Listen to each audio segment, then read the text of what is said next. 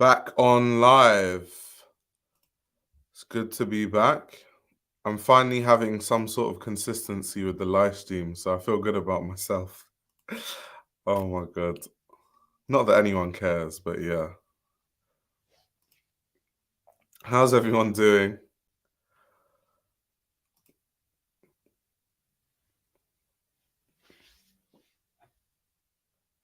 Where's you at, my boy? I was just let it simmer for a few seconds before I hopped in.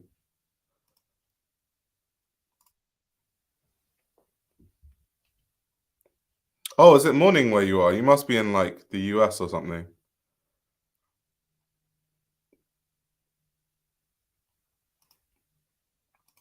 Today should be fun because obviously we're talking about the Gucci show, which a lot of people have been talking about. Um, and I feel like I have a differing opinion to what is like what everyone is saying about the collection. Ah, LA. So it's 11 in LA. Oh, damn. That's crazy. That's a lot of hours behind.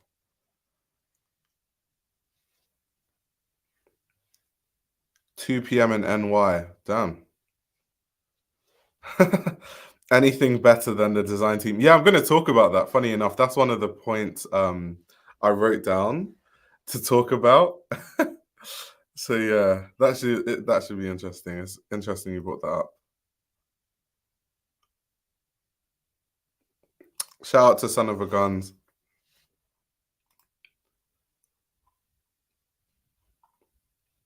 As always, we're just gonna hang out a bit and wait for more people to actually realize I've gone live. Because something I've actually noticed, which is funny, even though I tried to schedule the lives a few days before, so people have an idea of like when to like set the notification for, and you can like click it and it like you get notified.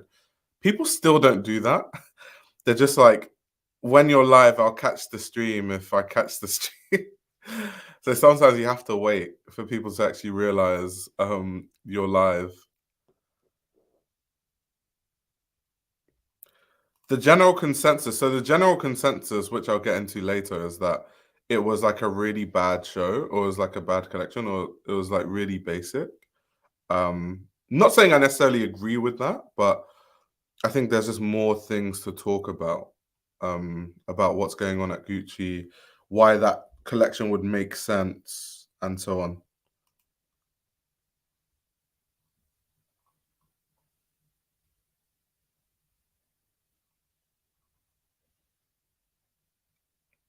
Shout out to Michael Solano.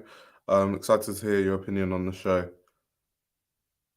Gucci. People say Gucci got boring, but this is more heritage than what Alessandro's doing. Exactly, which is one of the things I'm going to talk about. But yeah, it's weird. I don't. The reason why I feel like designers low key shouldn't really listen to like critique, especially a lot of critique that like is just espoused online, is at the end of the day, like people online for the most part, they just want to see gimmicks. And also a lot of people online, for lack of a better term, it's like what's that thing where one person does something and then everyone, there's a word for it. They just skip my mind. But when one person does something, and then because that one person did that one thing, then everyone follows suit and does the exact same thing. That's basically what I see online. So if one person is like, oh, the Maximilian Ferragamo show is amazing, then everyone's going to say it's amazing. If someone who's influential says, yeah, the Gucci show is trash, everyone's going to say it's trash. It's almost like people don't have their own opinions. It's really annoying. Also because, which is what I love about these live streams, because like with the Peter Doe, when I was talking about the Peter Doe collection in the last live, I have enough time to actually say why it could be good, why it can't be good. I actually try to provide context, but when you like, if you go on Twitter, people just like, oh, this is garbage, and like they don't give any reason as to why they think it's bad from their perspective. They just say it's bad, which to me would suggest that you're just parroting an opinion you read online without any context. So you don't even know why you're hating on it. It's just like, yeah, everyone's hating on it. I want to be seen as someone that knows about fashion, so I'm going to hate on it too, because that's the general consensus.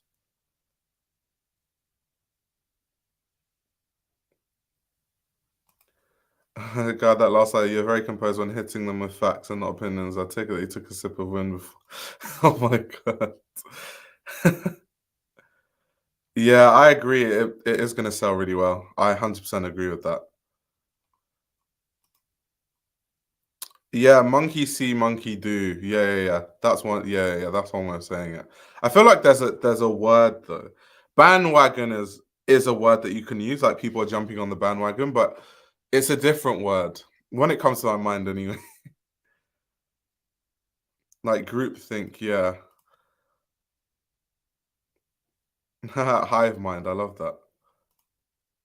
I like the collection. It's generally fine. I just didn't care for all of the simplicity, and especially the nasty sneakers or dresses. Yeah, that's a lot of people have been talking about that, especially like the last looks.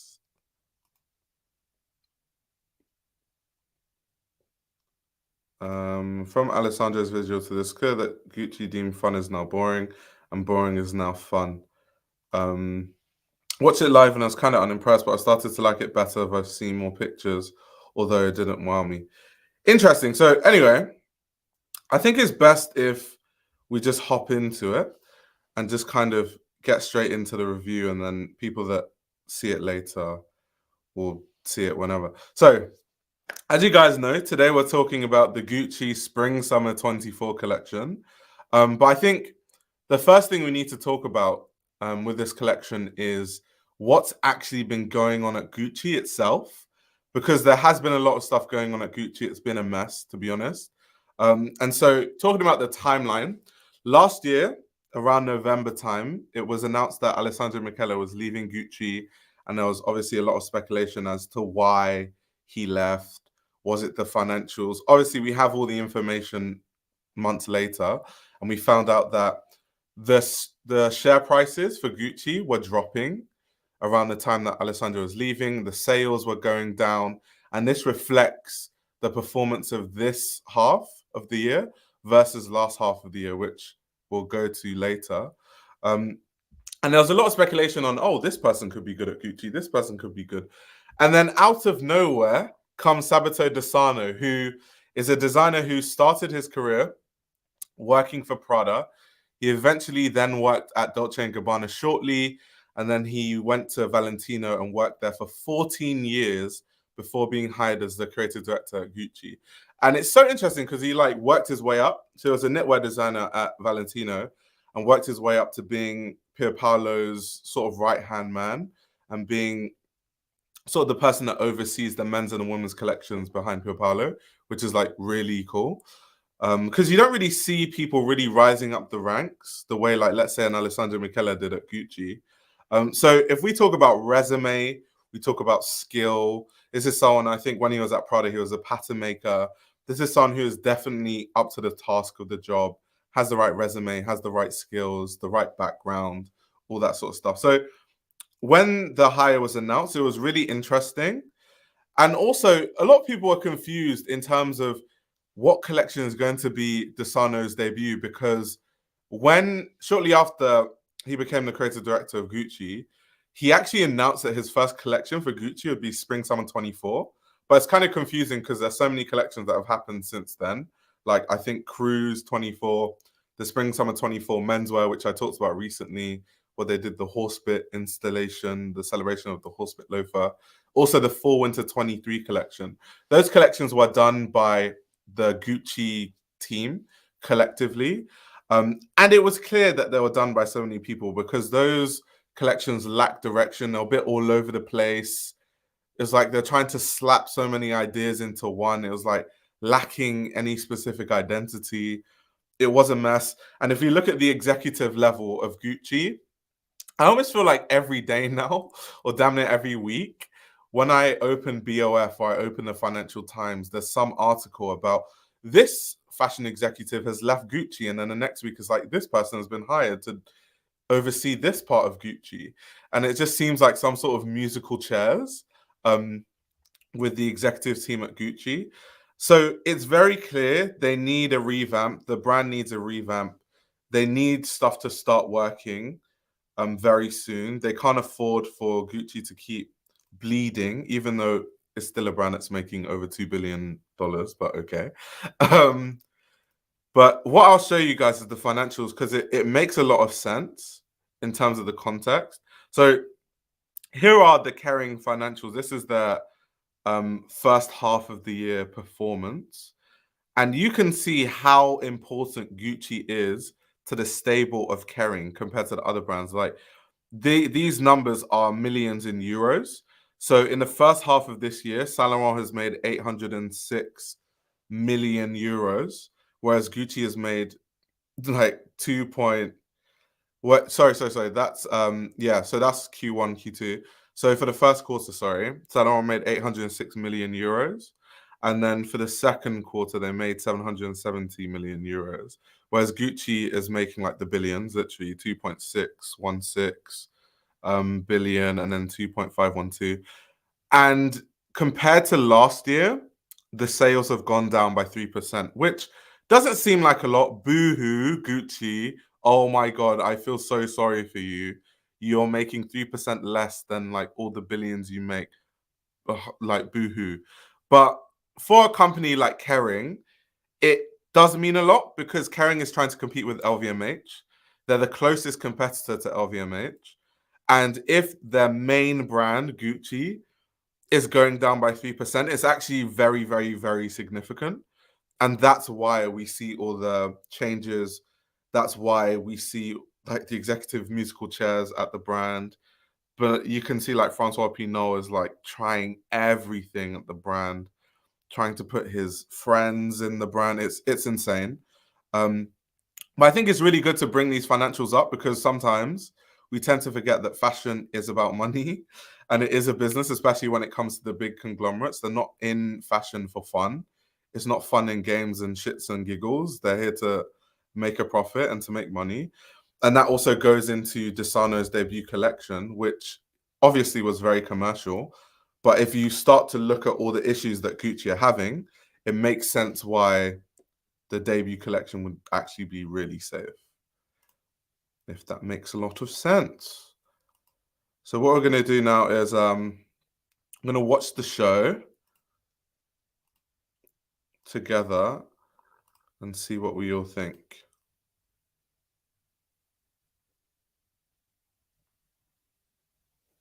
A lot of this season has been very safe, very commercial and dressed up. It's like they want people to stop working from home and go back to the office so they can wear these clothes. Yeah, I also just think in general, because so much money is at stake, you can't really do something so outlandish. And this is a point I made with the Peter Do Helmut Lang debut.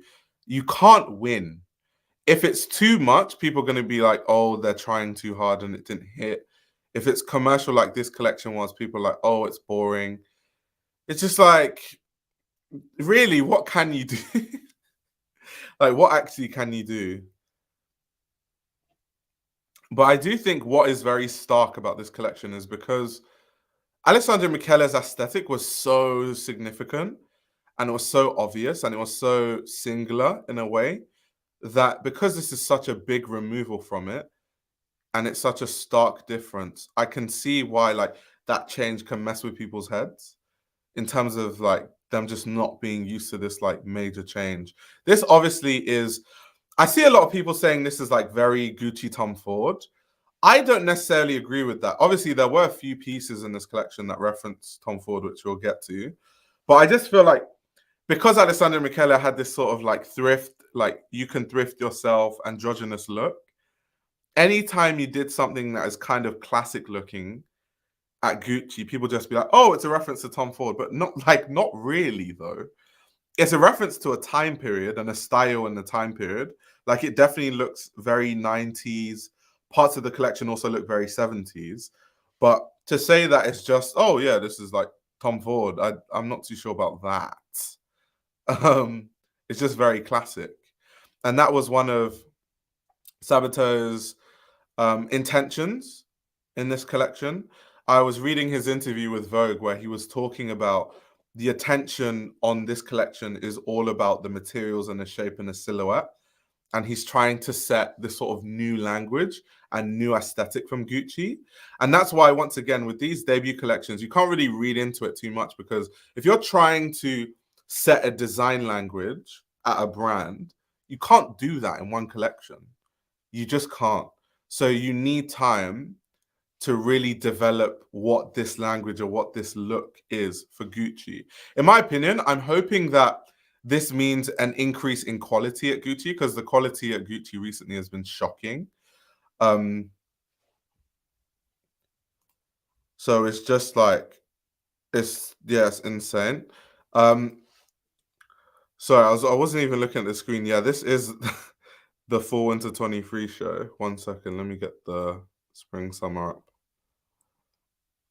But anyway, so Sabato de Sarno was saying that he's focusing on like just a look and a classic look, and basically wanting to have like some sort of clean aesthetic with Gucci.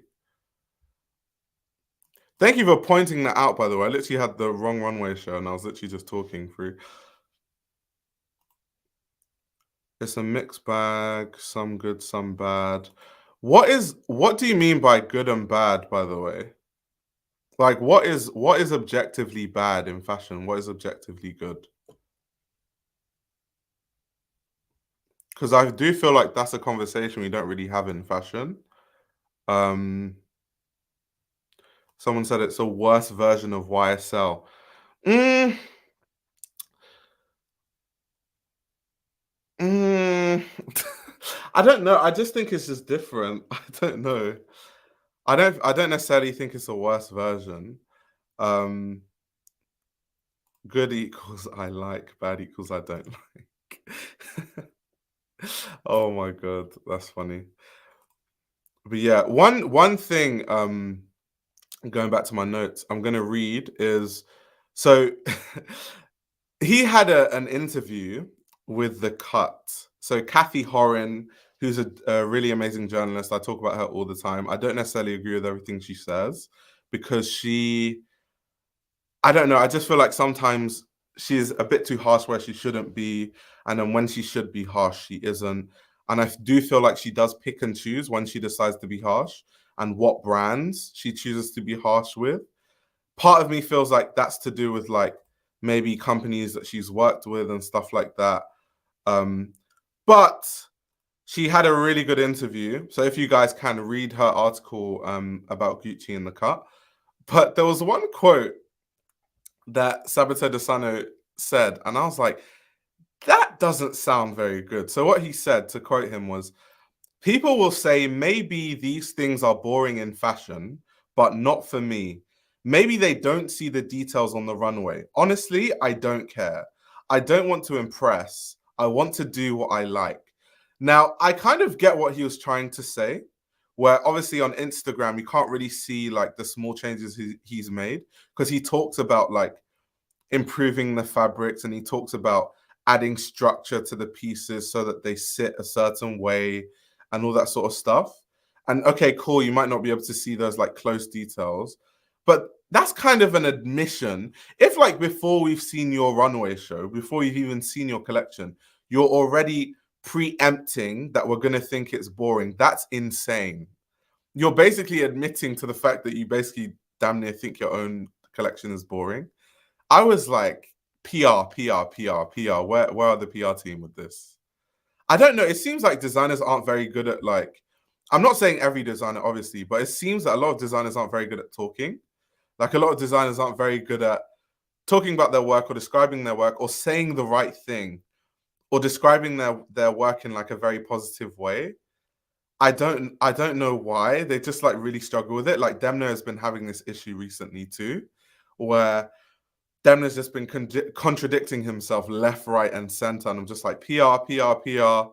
We need the PR team in here right now. Um, so yeah, it's so off.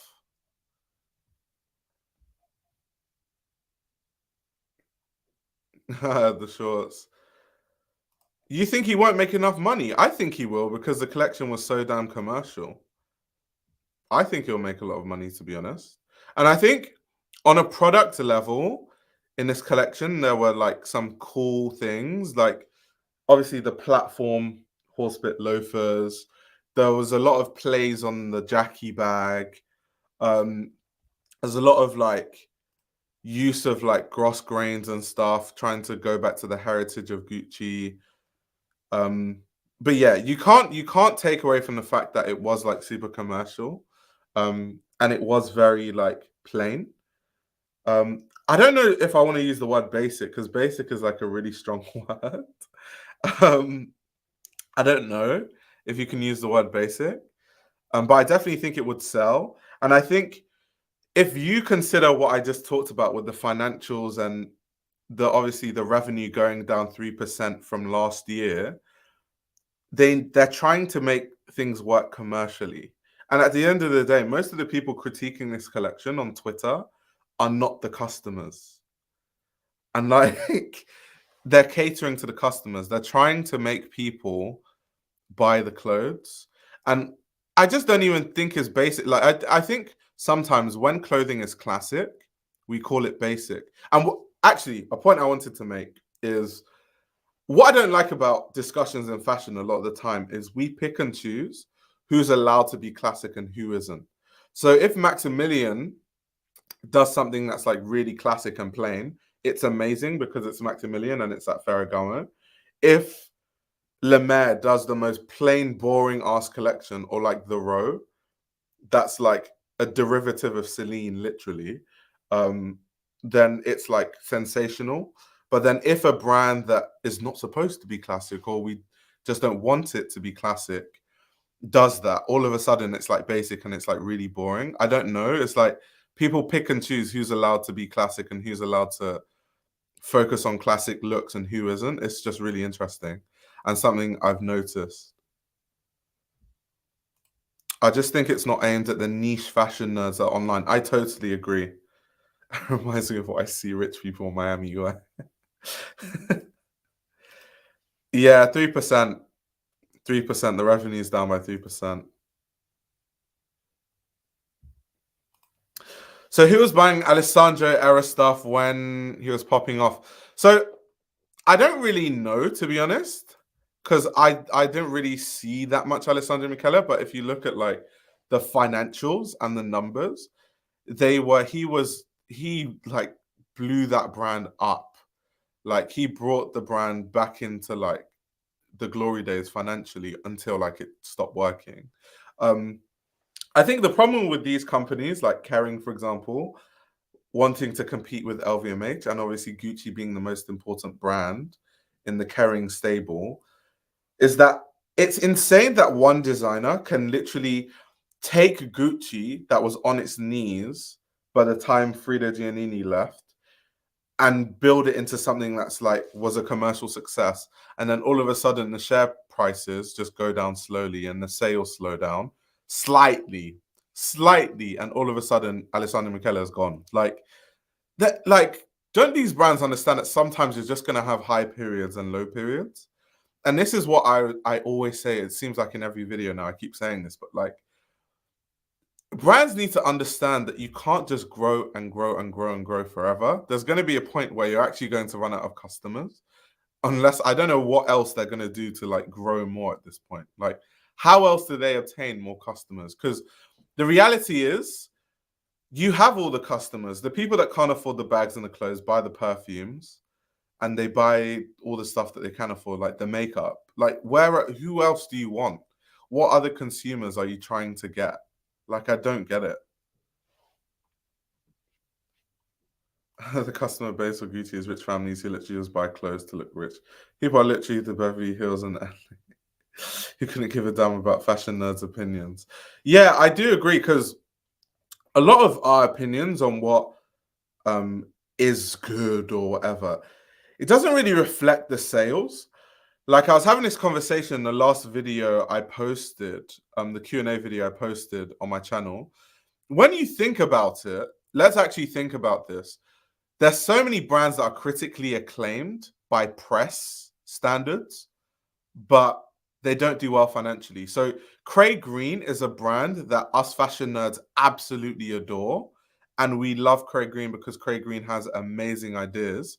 But Craig Green was struggling financially. That's why Craig Green has been silent for so long, because they just can't afford anything, because it's just like they were literally on the brink of like bankruptcy. Peter Doe is going through financial issues. Same thing. So we talk about all the critics. We talk about, oh, Craig Green's amazing. Oh, purist, yeah, doing well. But how is that boding for the financial health of the brand? Not well. And I think a lot of people don't understand that there's actually a huge disconnect between what we like as fashion nerds or what everyone's talking about on Twitter and Instagram and the reality of what's going to sell and if people are actually going to buy that collection. I think there's that massive disconnect and people don't actually realize that our opinions don't actually matter that much because it doesn't reflect sales. It just doesn't. Exactly. Most brands are doing their numbers and accessories. I mean, I don't think there's any major luxury brand that makes their money from like clothes. I think there are brands like the smaller brands will make a lot of money, like a higher proportion of their revenue from clothing sales.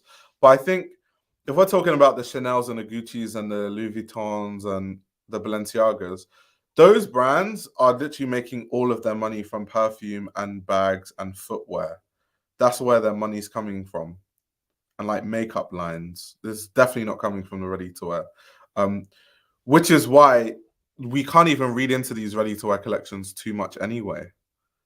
Because from these ready to wear collections, what is actually going to hit the stores for the most part are the platform horsebit loafers and like the Jackie bags, and that's it.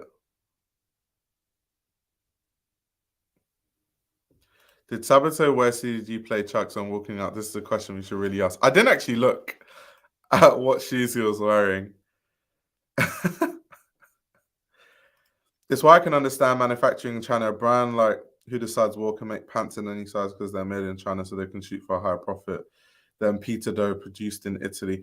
Yeah, I think so. The issue with producing in China, well, there's many issues. So the thing about China is from a business perspective, obviously you can reduce cost, but then there's other issues you have to look at because obviously China doesn't have the same labor laws that we have in Europe. Not saying that the labor laws matter because so many brands go through that loophole. I'm sure you guys know the stories and the research that journalists have done on like illegal immigrants that move to Italy and then they work in the factories that a lot of these luxury brands use and they're like paid basically nothing and exploited because obviously they're illegal immigrants and they don't have papers and stuff, so they just get exploited. So there's like the labor laws aspect to it. And then most of the time, the reasoning for moving to China is not because they're trying to cut costs but still maintain the quality. It's just to cut costs and nothing else. Because in China, you could make things that are high quality. Like I've seen stuff produced from China that's like amazing quality.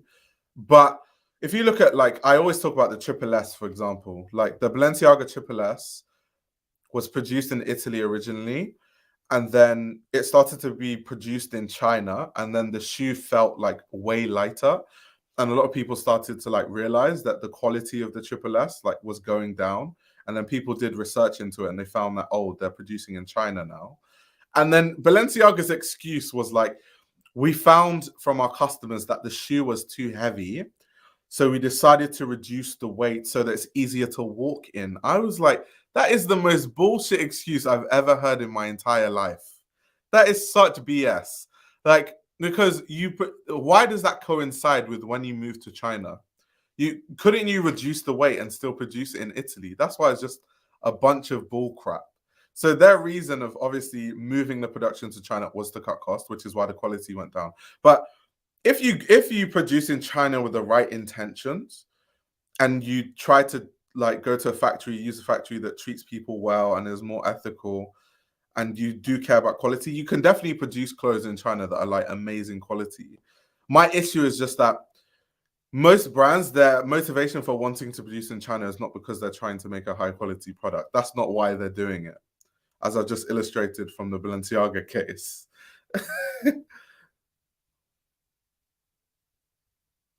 You can actually go really technical and efficient in China these days, especially shooting when no customer likes it. Yeah, I agree. I agree. I mean, China just has like insane infrastructure regardless. It's like a producer country. I don't know why people don't understand this. Like, people think everything that comes from China is low quality. Like, no.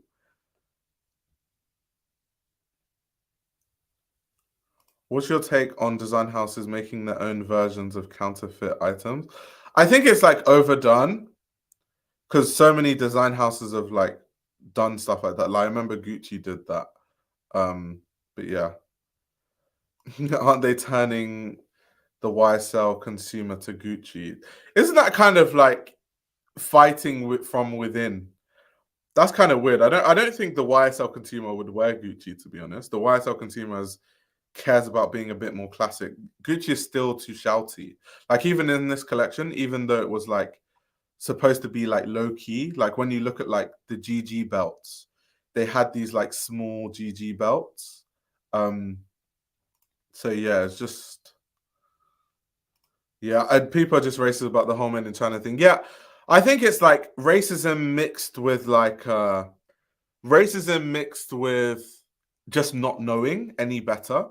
Like, the amount of people that don't actually know a lot of things about fashion is like insane. I learned that from my video about luxury fashion, where people are like defending these luxury brands into the grave. And I'm like, obviously, I don't want to reply to these like comments, but in my head, I'm thinking, you do know that like people that authenticate Gucci can't even authenticate it anymore because it's getting closer and closer to the fakes. That's how bad the quality of like Gucci stuff is. It's like hard to even tell. In China, there's no monopoly with manufacturing, but Italy, the monopoly is such a pain in the ass. Yeah, yeah, that's true. This season, Gucci's biggest competition from the design point is actually Tom Ford by Peter Hawkins. Yeah, that was a lot of the conversation around this collection versus Peter Hawkins. And for people that don't know, like, Peter Hawkins had his debut collection at Tom Ford. But anyway, people were basically having a conversation of who did Tom Ford Gucci better, Peter Hawkins or Sabato de Sarno. Kind of weird conversation, but yeah. And like I said, I don't necessarily think that. I think anytime you work at Gucci and you do anything that looks remotely classic, I think till the end of times, people are just going to be like, oh, that's a reference to Tom Ford Gucci. It looks very Tom Ford Gucci. I don't think so. I just think it looks very 90s, not necessarily Tom Ford Gucci. Um, I wanted to look at a detail shot so I can show you like kind of where Sabato is like really changing, like even the G belt that like sells like hotcake, the double G belt, kind of reducing the size of the logo. Very interesting. Of course, we have the platform horsebit loafers. Do you guys think that these platform horsebit loafers will be like a commercial success? What do you guys think about how well these loafers are going to do?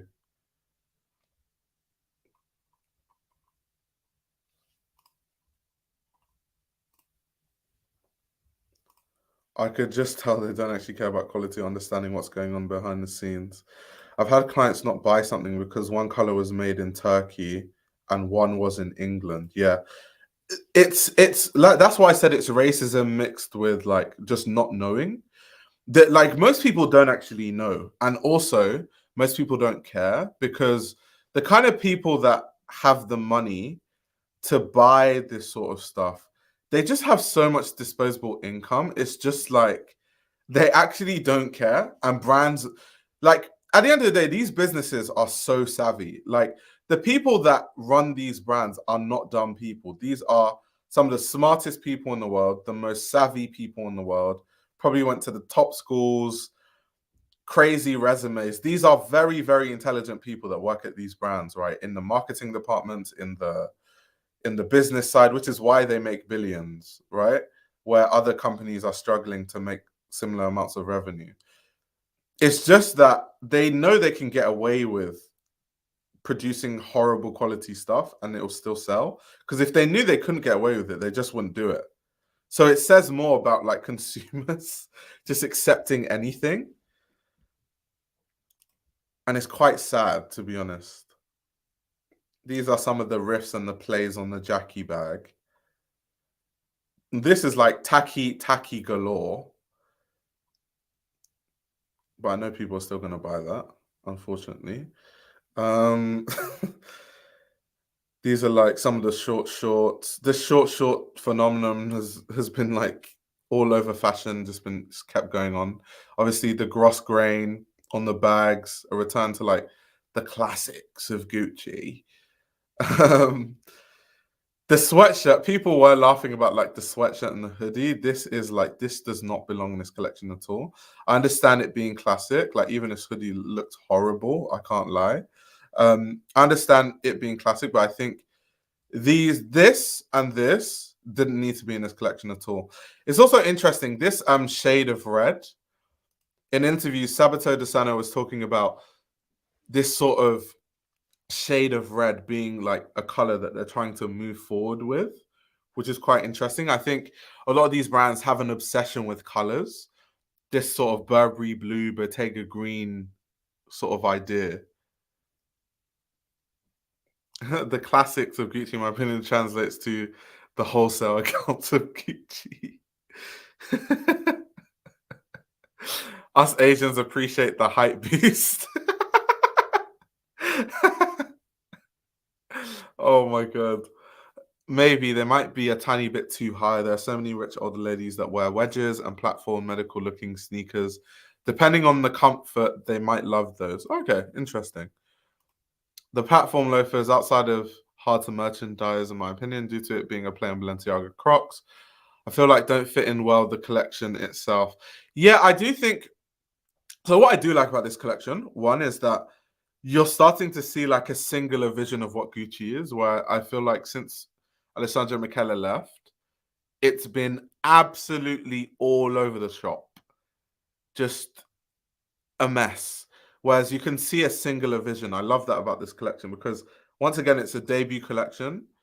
I'm not expecting like all the fireworks to come out, but at the same time, it's good to get a base of what Sabato de Sarno is going to build on.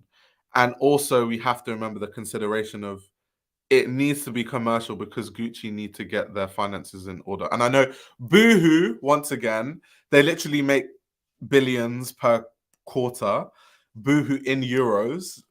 But yeah, from their perspective, they're thinking, okay, revenue has gone down by 3%. It's an issue.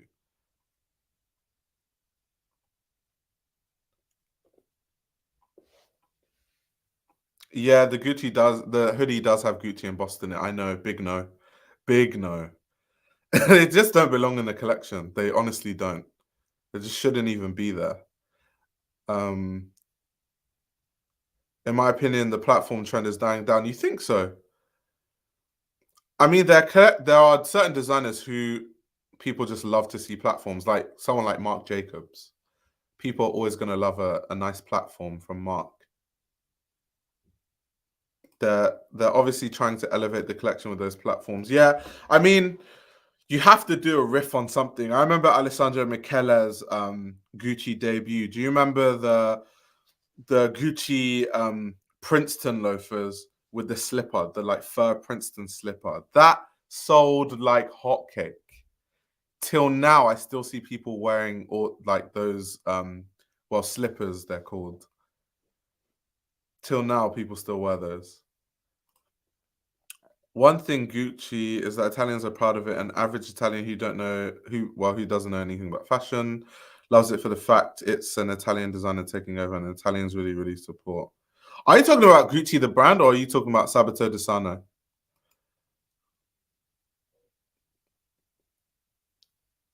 Sabato de Sarno. Thanks for coming, Garrett. So Paul is saying the platforms won't sell at Gucci. Interesting. It's kind of like mixed thoughts. Some people think they're going to work well, and other people think they're not going to work as well. Interesting.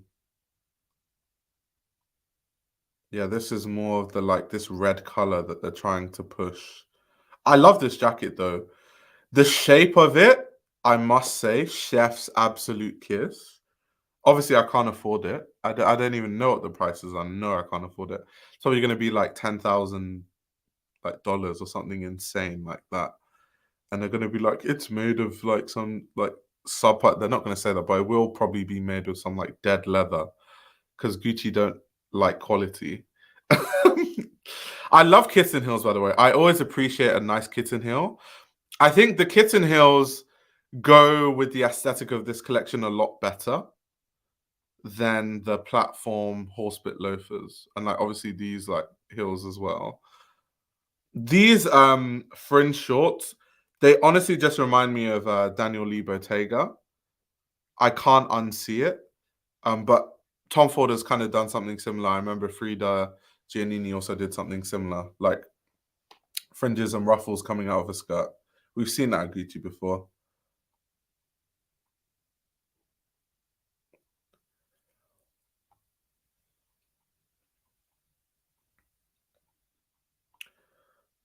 I like how it's interesting how they've sort of tried to color block the collection. The styling, like some of the styling, like let me show you this look where I'm just like, I'm not too sure about the styling of that. It almost part of the styling makes some of the stuff look more boring than it should. Like this look, I just feel like you shouldn't have paired that jacket with that denim. The styling of that is just a bit off. Like it's just a bit off.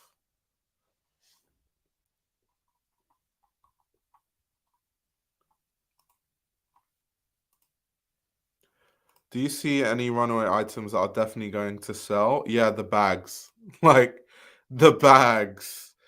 The bag. I mean, people, because a lot of women that I know that have loads of money, like the rich kids, like the ones that I met at CSM, they just buy bags on bags on bags. Like they own like hundreds of bags. And so bags like this, for example, anything that's like limited or it's a signifier of a moment in time, this being the start of De Sarno's start at Gucci, is something that they would want. Like, oh, this is a bag from his debut collection. Da, da, da, da, da. They would love that. And because he's played on a few of the classic Gucci bags, like the Jackie, it makes sense why people are going to buy that. I feel like that's going to sell really well.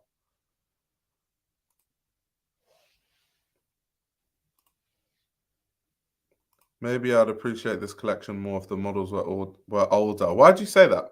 Why is that?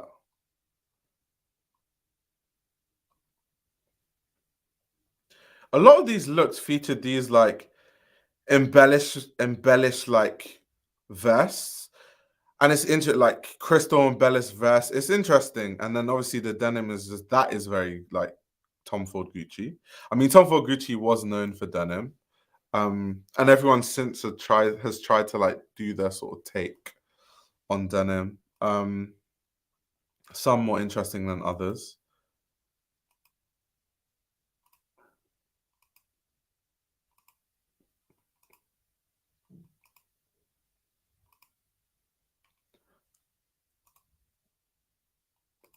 But yeah, it's interesting. I think because it's a first collection, we can't really just like go crazy. Like Twitter discourse to me is just funny. I go on Twitter just to like observe what people are saying, but like 99 times out of 100 times, I always end up not agreeing, mainly because I don't.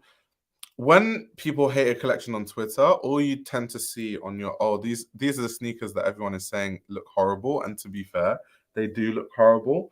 They look like the type of sneakers that you buy in like Sports Direct that are made by like what's a brand that like makes really ugly looking shoes? Like Lonsdale or something. Like they look horrible, like horrid. And how they've styled it, like once again, I said the styling in this collection was completely off. The way they styled that look was just so wrong. Like, oh my god, mate. And Gucci have had amazing footwear designs, but this is not one of them. These look like bad versions of Adidas sneakers. Like there's an Adidas sneaker I'm thinking of in my head. This looks like a horrible version of it. And the gross grain just makes it even worse. That is the ultimate I'm wearing Gucci, so therefore it's good type of sneaker. Like That that is the epitome of like yeah, they're Gucci, so you can't say anything, even though they look terrible. That's like that's the ultimate like I'm wearing the Gucci's and what? What collection do you think is better? Peter Doe, the Gucci? Definitely Peter Doe by far. Like by far. It looked like some new sketches. Those shoes look terrible. Oh my word. The only designs I look forward to are Yosi, Junior, and John at Margiela.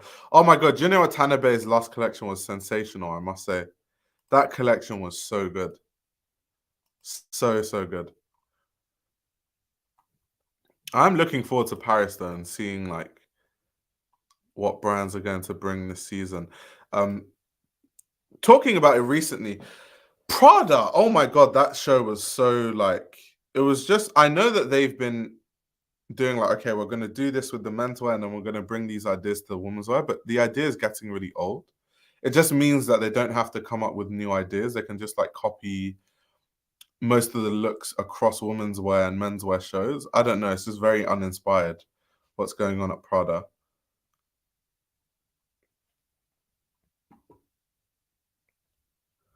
Who was at Helmet before Peter Doe?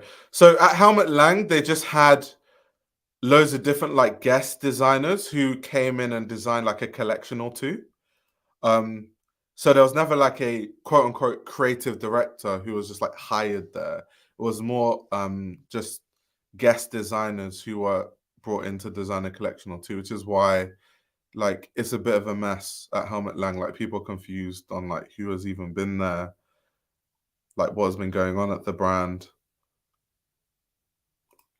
I avoid these brands like the plague, but it's nice to hear general opinions of heritage brands from your nerds. Yeah, I mean, I don't wear these brands. You wouldn't catch me dead wearing something like Gucci. It's just not me. I don't wear luxury brands in general. It's just not me.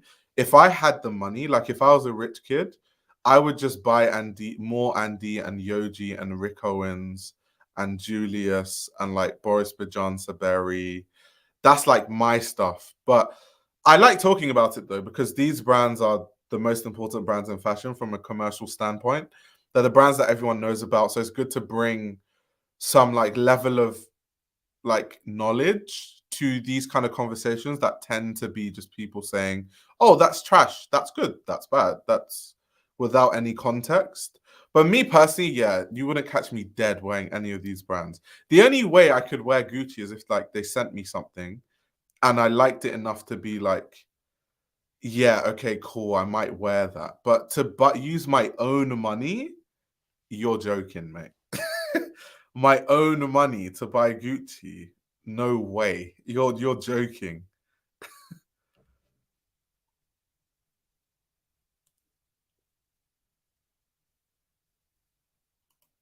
Yeah, they have been doing it for a really long time. Like I said, I was like, yeah, I know they've been doing it. But at this point, it's just a bit, it's just, I don't know. I think what it is also, the general sentiment over Fashion Week has been, it has been a bit going back to the classics and for lack of a better term, boring. And just seeing Prada doing that again, it just added to the whole everyone is paring everything back. At Helmet Lang, they're paring it back. At Tom Ford, they're paring it back. At Gucci, they're paring it back. At Prada, they're paring it back. And it just seems like everyone's playing it safe. It's almost like everyone's just trying to make money. And so everyone's like, let's just play it safe. Let's just do stuff that's gonna sell and let's just like try to make money.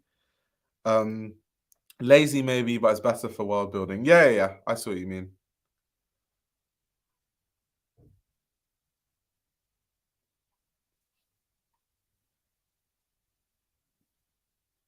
Yeah, Raf is still at Prada.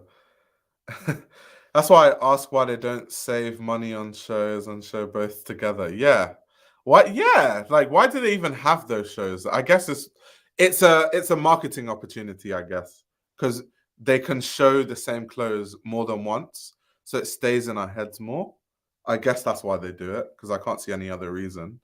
And because they're such a big company, like Prada's such a big company, they can afford to do that. Like, there's no independent designer that's going to be having the same collection on a menswear like schedule as a woman's wear. Hell no. It doesn't seem like there's a whole lot of culture being made at these houses right now. It's interesting to see houses evolve conceptually, but it seems like every day there are new interesting designers. Yeah, I totally agree. I think, and this is something that I have said a lot of the time in terms of, if you want to be inspired, you shouldn't really be looking at these like luxury brands, because they're becoming derivatives of themselves. Um, Whereas if you look at like what all these like young and up and coming designers are doing, like people like Charles Jeffrey Loverboy, or just like newer brands, um, more independent brands, even though Charles Jeffrey is not that independent, because it's like it's partially owned by Tomorrow Group, but you guys know what I mean.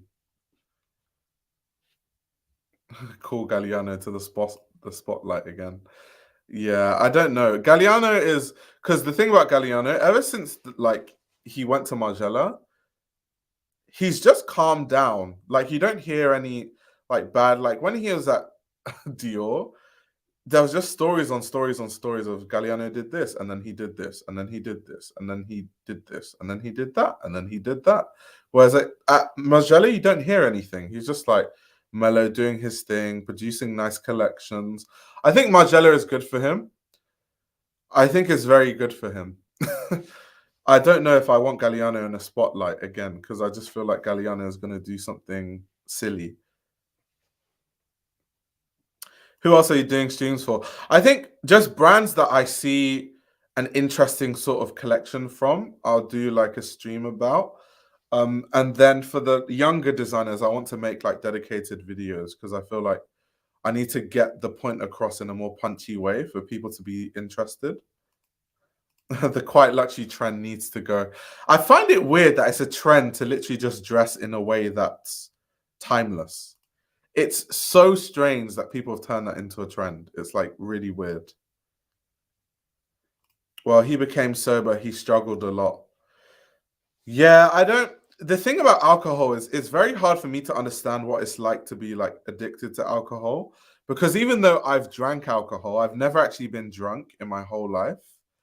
Um, Main reason being, when I was younger, I was an athlete, and I always just felt like, you know how athletes think, where it's just like, if I make one mistake, it's gonna like be like that 1% difference in like performing at my best or not performing at my best. So I just didn't drink alcohol. I never did drugs. I never smoked cigarettes, all that stuff. And even now that I'm no longer an athlete, I kind of those are just my habits growing up. So I drink alcohol socially, but every time I drink alcohol socially, I might have one glass and that's it. So I've never been drunk. I don't even know what it's like to be drunk. So I can't understand how people get addicted to alcohol, or why like people don't have self-control around alcohol and stuff like that. But that's a conversation for another day, I guess.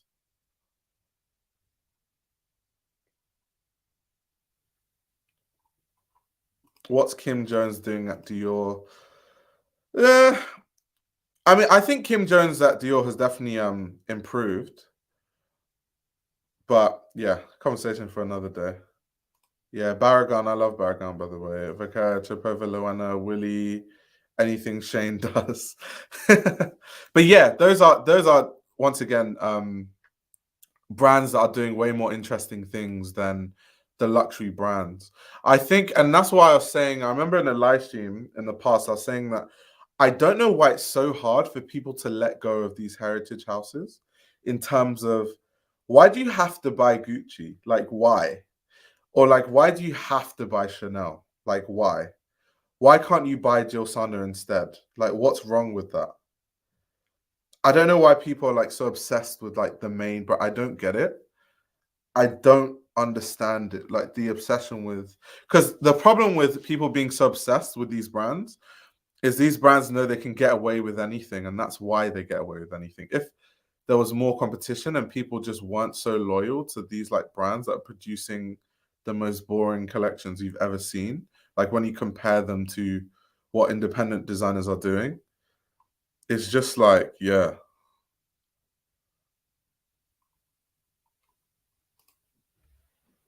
her clout. But like, isn't like status signal? Isn't it more of a status signal? Let me think of like a brand that's like really, really expensive but kind of low key. I think that it's more of a status symbol if you're wearing Bottega than if you're wearing a brand like Gucci, because Bottega dresses can cost like 30,000. Like that skirt with the fringes, it was like it retailed for like 16K, like something insane like that. But Bottega is actually really nice. Like it's not basic. They have interesting ideas. Matthew Blazy is like doing the damn thing. I don't know. I don't get this like brand loyalty, especially like Chanel have had some horrific collections in recent times, but people still buy it. It's just like, mate, like, come on. You don't have to be like beholden to these brands. Because I know some people, their mentality is Chanel is what I wear. And they start to be known as like the person that wears Chanel. So they have to like buy into that. But no, you don't have to do that. It's okay to buy like other brands.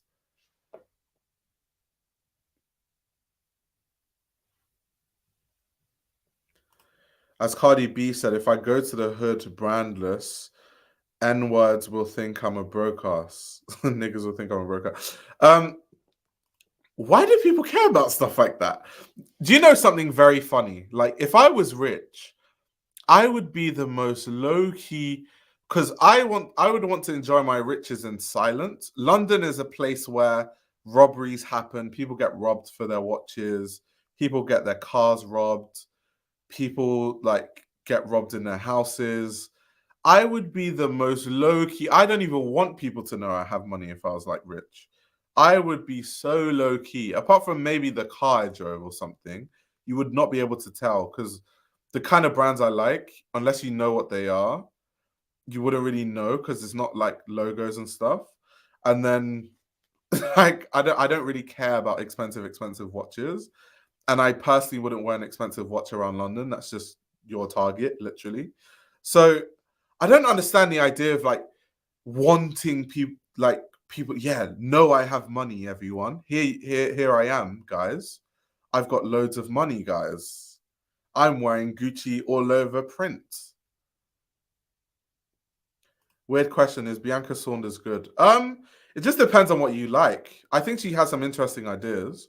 I've seen some of her collections where the ideas are like very interesting, but it's subjective. Like I can't tell you if Bianca Saunders is good or not. I think you have to decide that for yourself.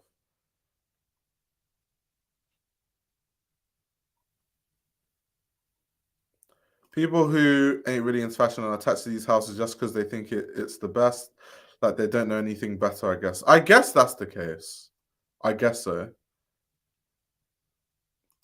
My word, it takes too much to style Bottega when you Gucci fanny pack with Gucci.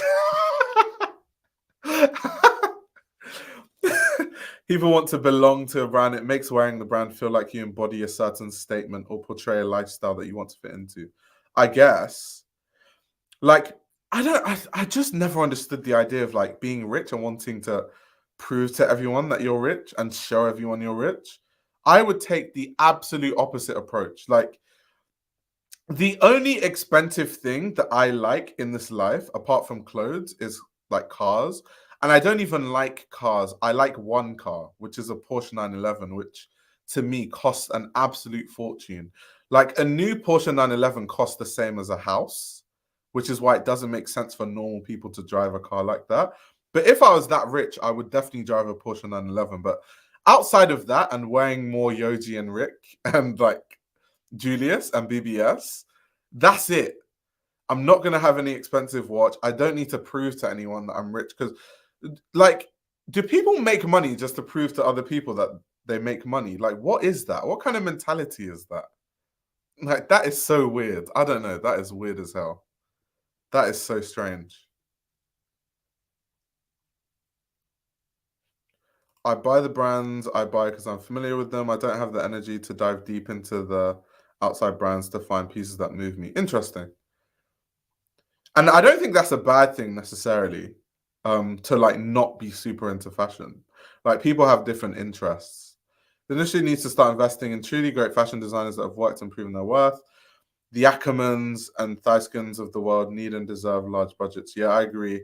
The only thing, well, I don't know about Olivier, but with Haider Ackerman, I have heard, and don't take it as fact, but I've heard from very good sources that Haider Ackerman is not necessarily the hardest working person, which is why the brands that he works at don't work out financially. Like when he was at Baluti, apparently he was like wasn't working hard enough at his own brand.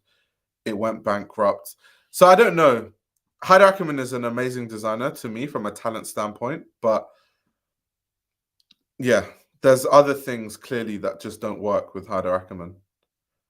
Yeah, someone said spend the money on seeing the world. That's something that I would do, like travel more if I had loads of money. There's a level of take me seriously because this person means I have my shit together. You can signal to like cops or whatever. I guess so. But I guess obviously in London we have cop issues, but not to the same level of as like um the US. Because I've lived in London for most of my life, outside of when I lived in Nigeria, and I've never been stopped by the police one day in my life. Obviously, people have been stopped, so I'm not saying that diminishes like everyone else's experience. But I do feel like if I lived in the US, I would have been stopped way more. I don't know why. I just feel like I would have. Just look at me. There's a a tall black male just walking on the street. Let's stop him and see if he has any drugs on him. Um, yeah, Porsche 911 Turbo S. I think that's the best car that money can buy, literally. A house, not a house in London. I think this goes back to when I was saying a Porsche 911 costs the same as a house. A Porsche 911 Turbo S, if you spec it, costs like £210,000. That is the price of a house. Like, if you just go slightly outside of London, you're buying pretty decent houses for like £210,000. Trust me. It's the price of a house. You're literally driving a house around. We need to shop each other's closets. That would be fun. That would be fun. I'll be honest, Tiffany's is my favorite brand I've been collecting over the years. I'll buy something nice from them for a special occasion. So I've built a bit of a sentiment around the brand. I can understand that.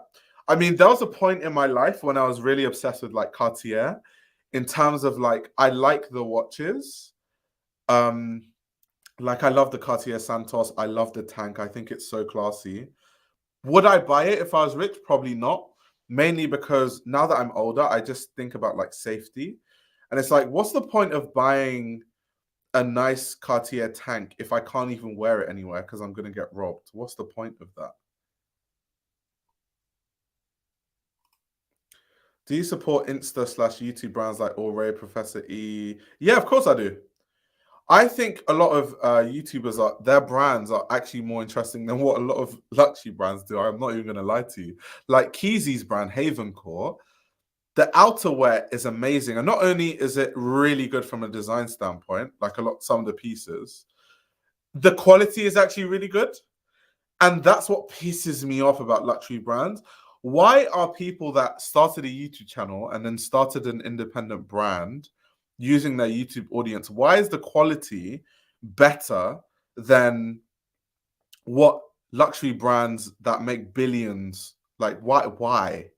It's just like my magazine. Like my magazine is literally a hardcover book with 250 GSM inner pages. Why is my book better quality than all the like major publishers in fashion? Like, I just feel like fashion is a warped industry, man. Like people just get away with murder.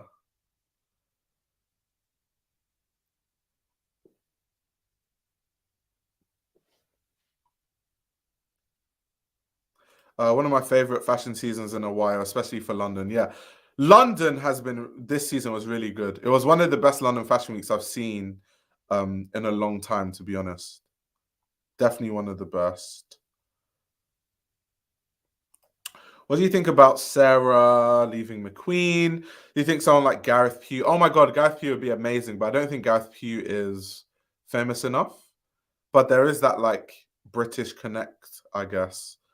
But I don't think Gareth Pugh is famous enough, especially for where I feel like they're trying to push the brand. I think they're trying to make McQueen way more commercial, I feel like. So I feel like the future of, even though Sarah Burton was kind of commercial, to be fair, um, but I think they're kind of trying to push it in an even more commercial direction. Looking at the collection again, I think it's a good cohesive looking collection, which might enable to create a new vocabulary for future collections. Additionally, it reaches out to old Gucci customers. Yeah, I think that's what I liked about the collection, because I wasn't expecting a lot, because once again, it's a debut collection. I think so long as it had a certain direction, which I think this collection achieved, that's perfect, because Gucci has been directionless for the past 3 seasons. It's just had absolutely no direction. Customers who want Gucci but want it to be worn in the office, but also some items fit into the Y2K trend. The young customers who love vintage buying old Tom Ford might be convinced to buy the new Gucci. Yeah, that's a good point. In the last 10 years, the fashion industry has become pure finance. I would agree, but I think that's only if you're looking at the bigger brands, which unfortunately is what most people look at, which means that the discourse around fashion generally will be that.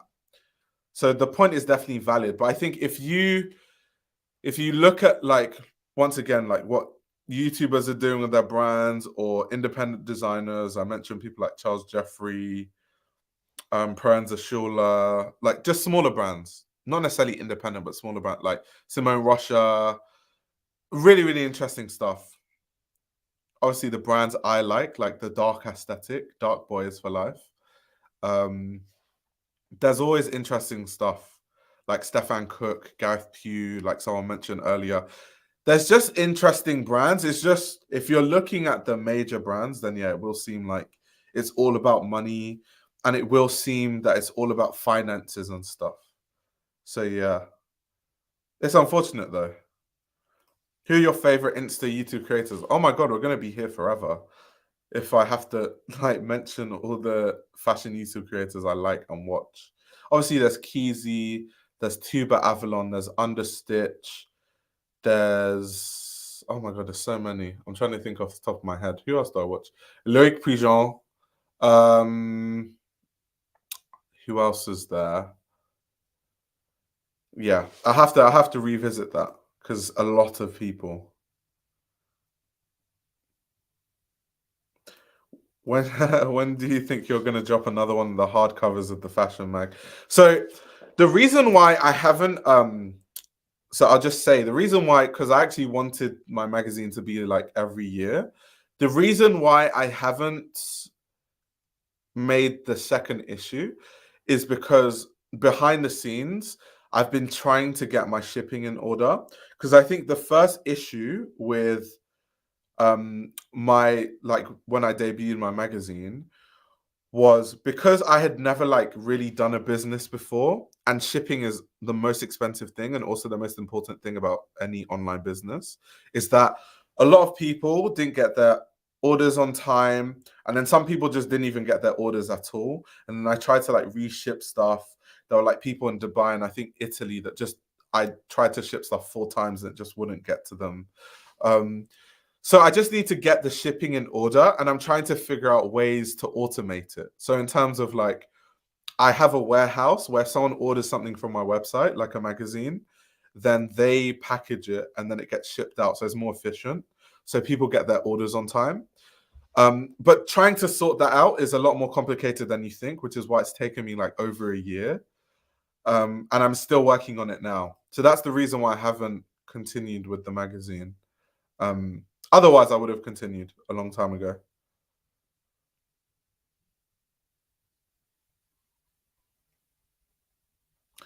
Wells Bonner and Emma, I'm guessing that stands for Martine Rose, seem to take a slow fashion approach to research and output. Yeah, and I love it.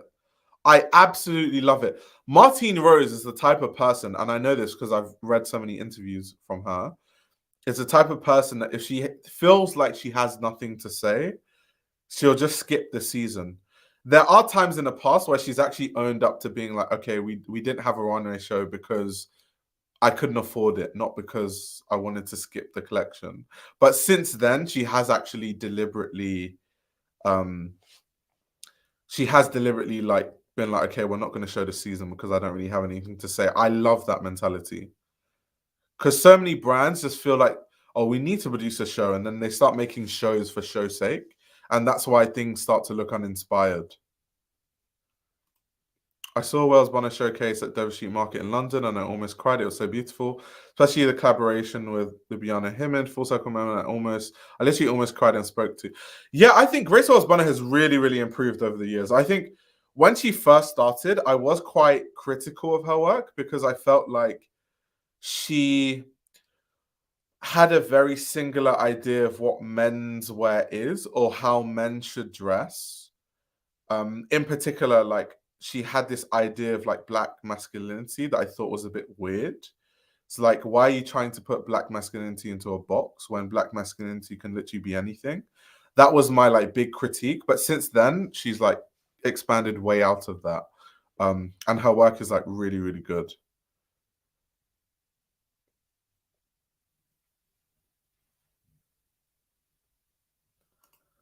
The one look collection she did changed how I look at shit. You know, the one look collection that she did, part of it was she said she couldn't afford to like do a full collection, which is why she had one look. Like if you read interviews about that collection, but it's just so interesting that she would actually still have a collection that literally just had one look. It's just so interesting. Got a Bonner knit tank in the last round of sales. Felt like a winner. That there's very easy ways to get into the brand that aren't footwear or leather goods. Yeah, and that's the interesting thing about smaller brands. That's what makes it more interesting because with the luxury brands, it tends to just be like buying into the leather goods and stuff. How do you find OG vids of Martine Rose Runaways? I go on stuff like Daily Motion or what's the other one? What's the other one? Like not Daily Motion, but like kind of similar. If you go on those websites, you'll see like all the old Martine Rose stuff and old runway shows of like loads of different brands. So even when like I have a YouTube video and I'm editing, and then you see like the runway show that's like really old, and I always get comments of people like, "Oh my god, like how did you find the runway to this?" I just go, I look everywhere: YouTube, Daily Motion, Vimeo. Yeah, Vimeo, exactly. Vimeo is what I was thinking of. Yeah, Daily Motion, Vimeo, YouTube. You have to look everywhere. Yeah, if you cannot contribute to the design conversation, just take a break. Exactly. I think people are just greedy. It's just like me, for example. Like, would I make money if I did my magazine more frequently? Yes, I would. But at the end of the day, I care about my audience. So I'm not going to, like, I have to get the shipping sorted because I don't want people to get their orders late. Like, people work hard for their money. So if people are going to spend their money, and take time out of their day to buy my magazine, I want them to have a good experience. But unfortunately, like all these brands, they don't care about. It's just money, money, money, money, money. Now, now, now, now, now, now. It's just like, God. That's why it just gets so tiring. It's just like corporate greed. It's just like let's grow and grow and grow. It's like it just gets so jarring after a point. Wells Bonner has a skirt made of this woven, almost wicker material at Dover Street Market, New York right now. I was legit floored when I saw it. That's interesting. Interesting. I don't think I've seen that skirt. I need to have a look at some of her runway shows to see what show that could be from. Why does every brand have to be minimal? It's so weird that Michele can have continued to create something different. Yeah, it's all about money. The share prices go down slightly and they're like, oh my god, we're panicking. Oh my god, let's change the executive team. Oh my god.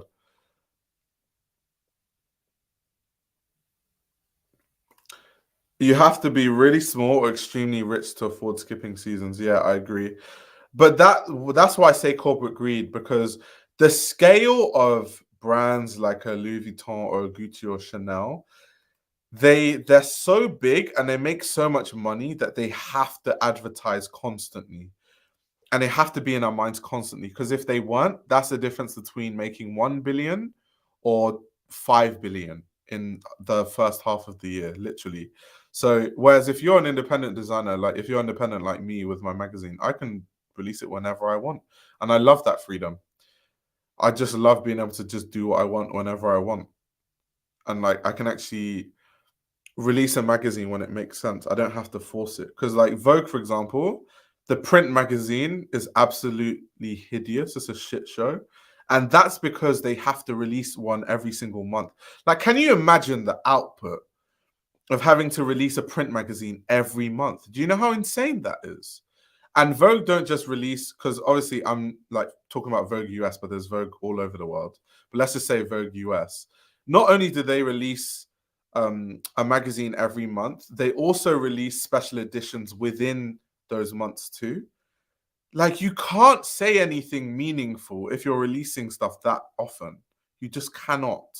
And that's why the print magazine has gone to shit. It's literally just advertising galore. It's just literally a picture book at this point. If you want to see the advert campaign of, you know, Gucci and Chanel and Louis Vuitton and all the luxury brands all in one book, then buy Vogue, US Vogue. That's it. That's all US Vogue is good for. If you're actually reading the text, kudos to you, but that's a waste of time. There's nothing very interesting text-wise in any Vogue US print magazine. But then online, the stuff that they do is really amazing. Like, read Vogue's online page, amazing articles. Yeah, it feels like Vogue is just fashion capitalism industrial complex. And this is probably why I'll never get a job at a print magazine, because I bash all of them. I bash Vogue every day. There was a time when I was bashing Harper's Bazaar, because I just think Harper's Bazaar is literally a shell of itself. I was bashing ID. Was it I? No, I love ID actually. I wasn't bashing ID. I was bashing ID's print magazine because they started to take the Vogue model where half of it is just adverts. So I stopped. I used to buy ID. I stopped buying it because of that. The only magazines I buy now, if I'm very honest, are Sister Magazine and Luncheon. Those are the only magazines I'm willing to spend my own money. The other magazines, it's like, okay, cool. If I get sent it, if I request it and they send it, cool. But I don't really care. But I will go and spend my own money on Sister Magazine and Luncheon. And Luncheon isn't really about, it's not a fashion magazine. It's like food and art and fashion, but it's just interesting. The articles are nice. Everything about it's interesting.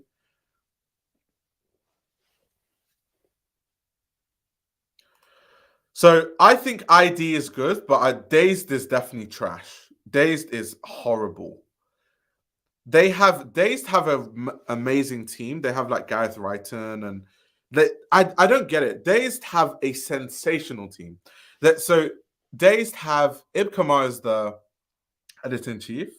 To me, one of the best stylists of our generation by far, and just one of the best, just like creatives of our generation in fashion by far. So they obviously have a really amazing person as the editor in chief. They have Gareth Wrighton, who's just an amazing creative. Gareth Wrighton was part of Fashionista, for people that don't know. I have a video on Fashionista if you don't know what that is. And Gareth Wrighton used to be a fashion designer turned art director. So Gareth has a really interesting background that lends to very interesting work. And then you have people like Casey and Myers. So Casey and Myers is a really, really good writer and journalist. He graduated from CSM, I think 2 years before I graduated, but we were on the same course. He studied fashion journalism at CSM as well. And I remember like people always used to talk about him as like one of those writers that's going to go on to do great things. And he's like, I think, head of editorial at Dazed.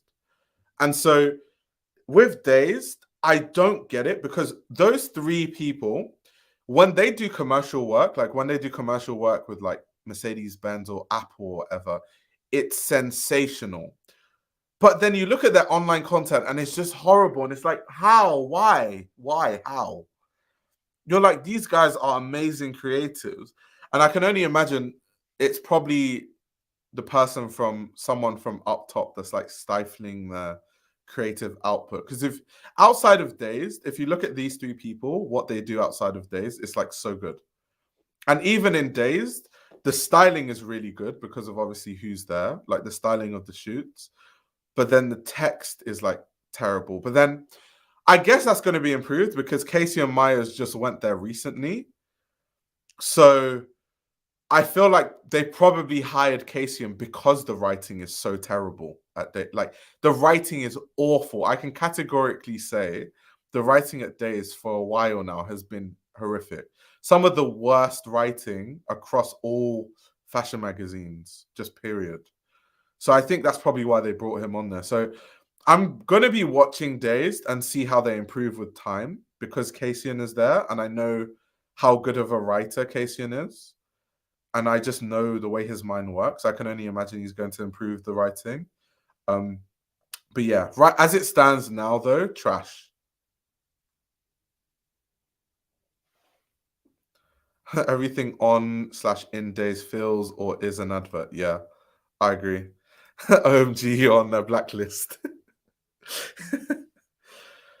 And levels, check out. Oh, I know Joseph. I know Joseph. I actually follow Joseph on IG and I read his articles. Yeah, he's a really good writer. I agree. I 100% agree.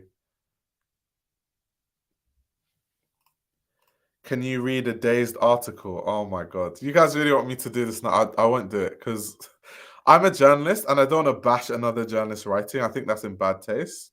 But I can because I don't want to single out someone who wrote the article. But every time I've opened a Dazed article online, it's been terrible. I don't think I've once opened an article on a website and been like, that was good writing. I don't think that's ever happened. Gucci was becoming a meme. Too obvious, I think Gucci were worried about damaging the brand. They had to tone it down. Fair enough. I mean, the thing about Alessandro Michele was like, Alessandro Michele's work split hairs. So there's a group of people that absolutely love Alessandro Michele. And like, literally, Alessandro Michele can do no wrong. And then there's people that just think Alessandro Michele made like frumpy clothes for old women. So I think it just depends who you ask. Olivier Roustang.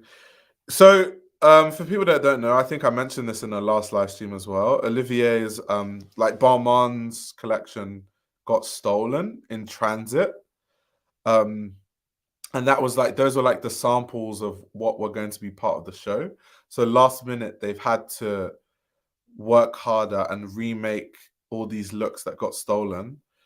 I think they're still going to show, but I think it would be in very bad taste to critique anything about that show negatively. All things considered, that their collection was stolen. They're working overtime just to have the looks for the runway show. Like, yeah. But I think they're still going to show. I think that was the intention. Alessandro was the Christian Lacroix of his generation. To be fair, I love Christian Lacroix. And Christian Lacroix used to like there was a point when like stuff was selling like hotcake. Like when Christian Lacroix used to do those like couture shows, that stuff used to sell.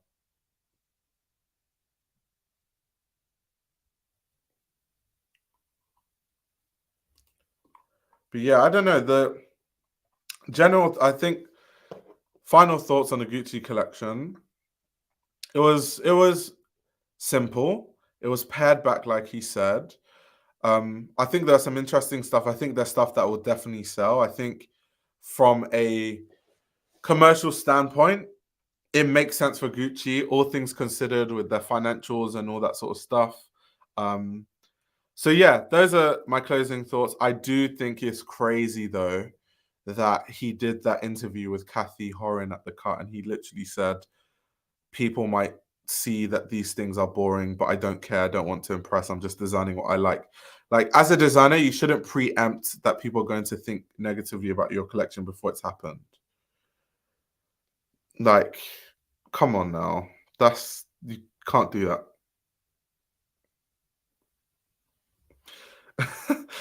Christian Car never made money. No, there was a time when Christian Car used to sell. It's Le Croix. Le Croix. I always struggle to say that word. Le Croix. Christian Le Croix.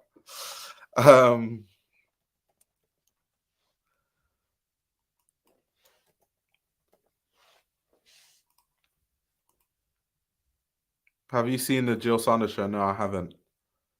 I have not.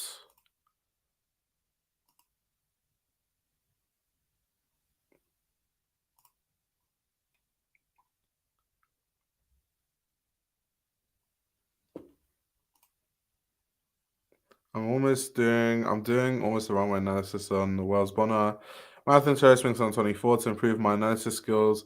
So I want to know if my sources are good. Vogue, Office Magazine, and another mag. Yeah, I think with contemporary fashion stuff, you just need as many sources as possible. I try to get as close as I can to the source every time. So obviously with new designers, books haven't been written about them. So what I do is I start with podcasts, because the good thing about podcasts, most designers have done some sort of podcast episode at some point, and you get to hear them talking about their own stuff. So it's not like hearsay, or it's not like lost in translation, it's what they've said. And then I take that and then I start reading the articles, and I try to have as many sources on the same thing as possible to see where it aligns and where it's different. Because you start to notice there's a lot of articles, they have conflicting dates on stuff. And so then you have to like crack your brain, like, when did this actually happen? And then you have to start asking people. I hope he finds a more interesting brand identity. Yeah, I think that's going to happen. Like a debut collection, like what can you really do? How much of an identity can you bring forth in a debut collection? It sold couture in the 90s, but never made profit though. Even across Pucci didn't make money. It said that it hurt his relationship with Arnaud. Damn. Because in terms of like, because I guess I'm thinking it sold because I know a lot of people that bought into the Le Croix like couture he used to make those couture collections. Um, so that's why in my head, I guess I'm like, yeah, Le Croix used to sell. Well, maybe it didn't.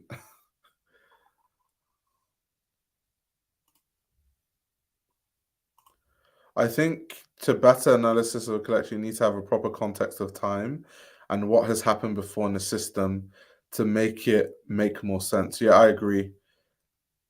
Which is why we can look back at Alessandro Michele's time and see the impact, but we have so much time to look back at the impact. Or someone like Demna Vasalia at Balenciaga, we have time to really look at the impact and look at everything that he's achieved at Balenciaga. The last Burberry show, I haven't really looked at it properly. I remember seeing it in passing and thinking, yeah, but I wrote down that I'm going to make a video on it. So stay tuned for that. Yeah, couture really turns a profit unless you're Chanel, Dior anyway. And I don't even think those brands turning a profit with couture anymore.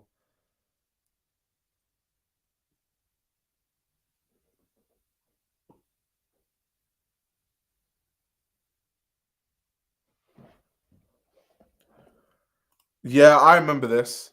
I reacted to a documentary, The Look, that documentary where they were talking about Lacroix's perfume line failing. Yeah, the perfume line did horribly. That did not work at all. Like the perfume line did not work at all. And it's I don't know what causes perfume to be successful. I think you just need to have a brand name. I think that's what it is. I think people, because I'm trying to think of the mind of the average person. The average person buys the Gucci fragrance because it's a Gucci fragrance. So, like, if you have a fragrance line and you're competing with Gucci, the only way you can signify yourself is if, like, you're just so niche that you take that market away from these brands. But you're not going to beat them on the mass market thing. It's not going to work. You're not going to sell more perfumes than Chanel. It's not going to happen. The only brand I think has come close to, on the cosmetic side, competing with these massive luxury houses, funny enough, is Dolce and Gabbana.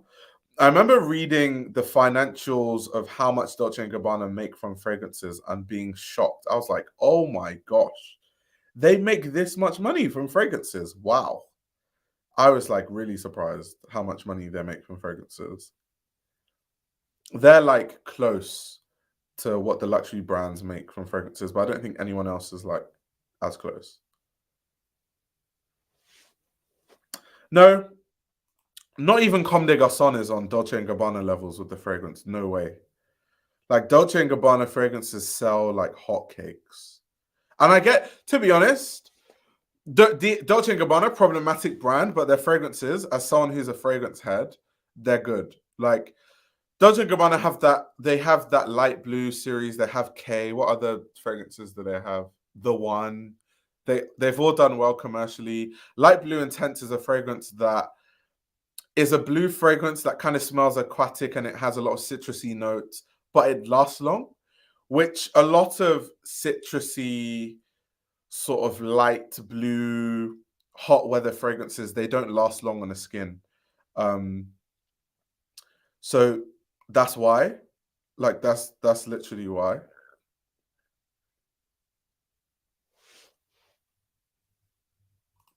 It is dated, but I think a lot of people still buy it because it's like one of those like citrusy, long-lasting fragrances. I wear it to the gym. It's like my gym fragrance because it's like aquatic and it's like I buy it from discounters, so I get like the 200 ml bottle and it's not too expensive.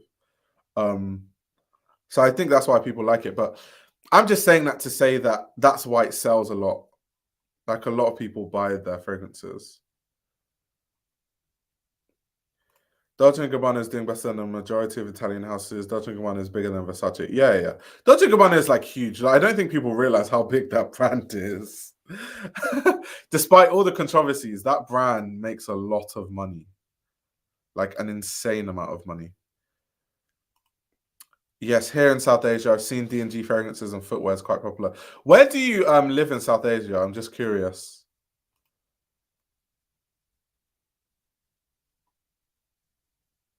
Yeah, Jean-Paul Gaultier is also a good example of someone that um, I wouldn't say because he doesn't, his fragrances don't sell. They used to though. At a point, Jean Paul Gaultier fragrances were selling like crazy. It's definitely slowed down. But Jean Paul Gaultier is like knocking on the door of luxury brands in terms of fragrance sales. That's another brand that makes a lot from fragrances.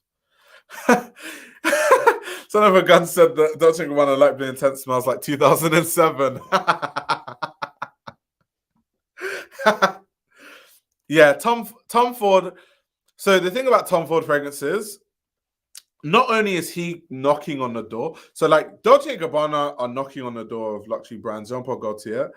Tom Ford is like past a lot of these brands actually. I think didn't Tom Ford sell like the rights of his brand, and majority of it was like the beauty side of it to um like a cosmetics company for like billions. So yeah, Tom Ford fragrances are just like, yeah. Um he sells just as much as luxury brands.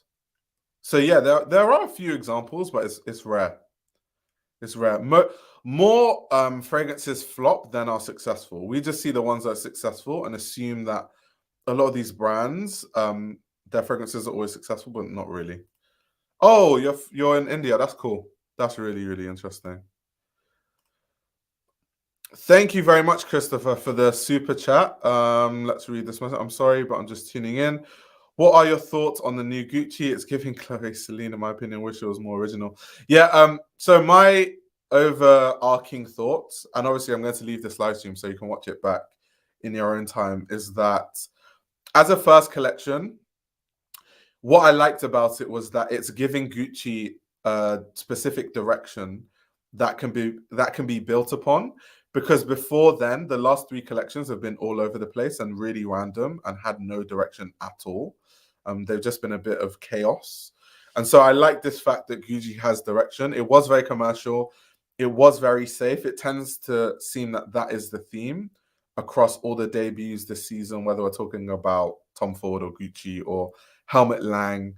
But because it's a debut collection, it's a debut collection. It is what it is. I think if this was like a seventh collection, looking this commercial and this like pared back and plain, that would be an issue. And I think the criticism would be more warranted if that was the case. So yeah. Yeah, Estee Lauder. There we go. Yeah, so he sold it to Estee Lauder for 2.8 billion, and they gave the organization of the fashion part to Xenia. Interesting. Interesting.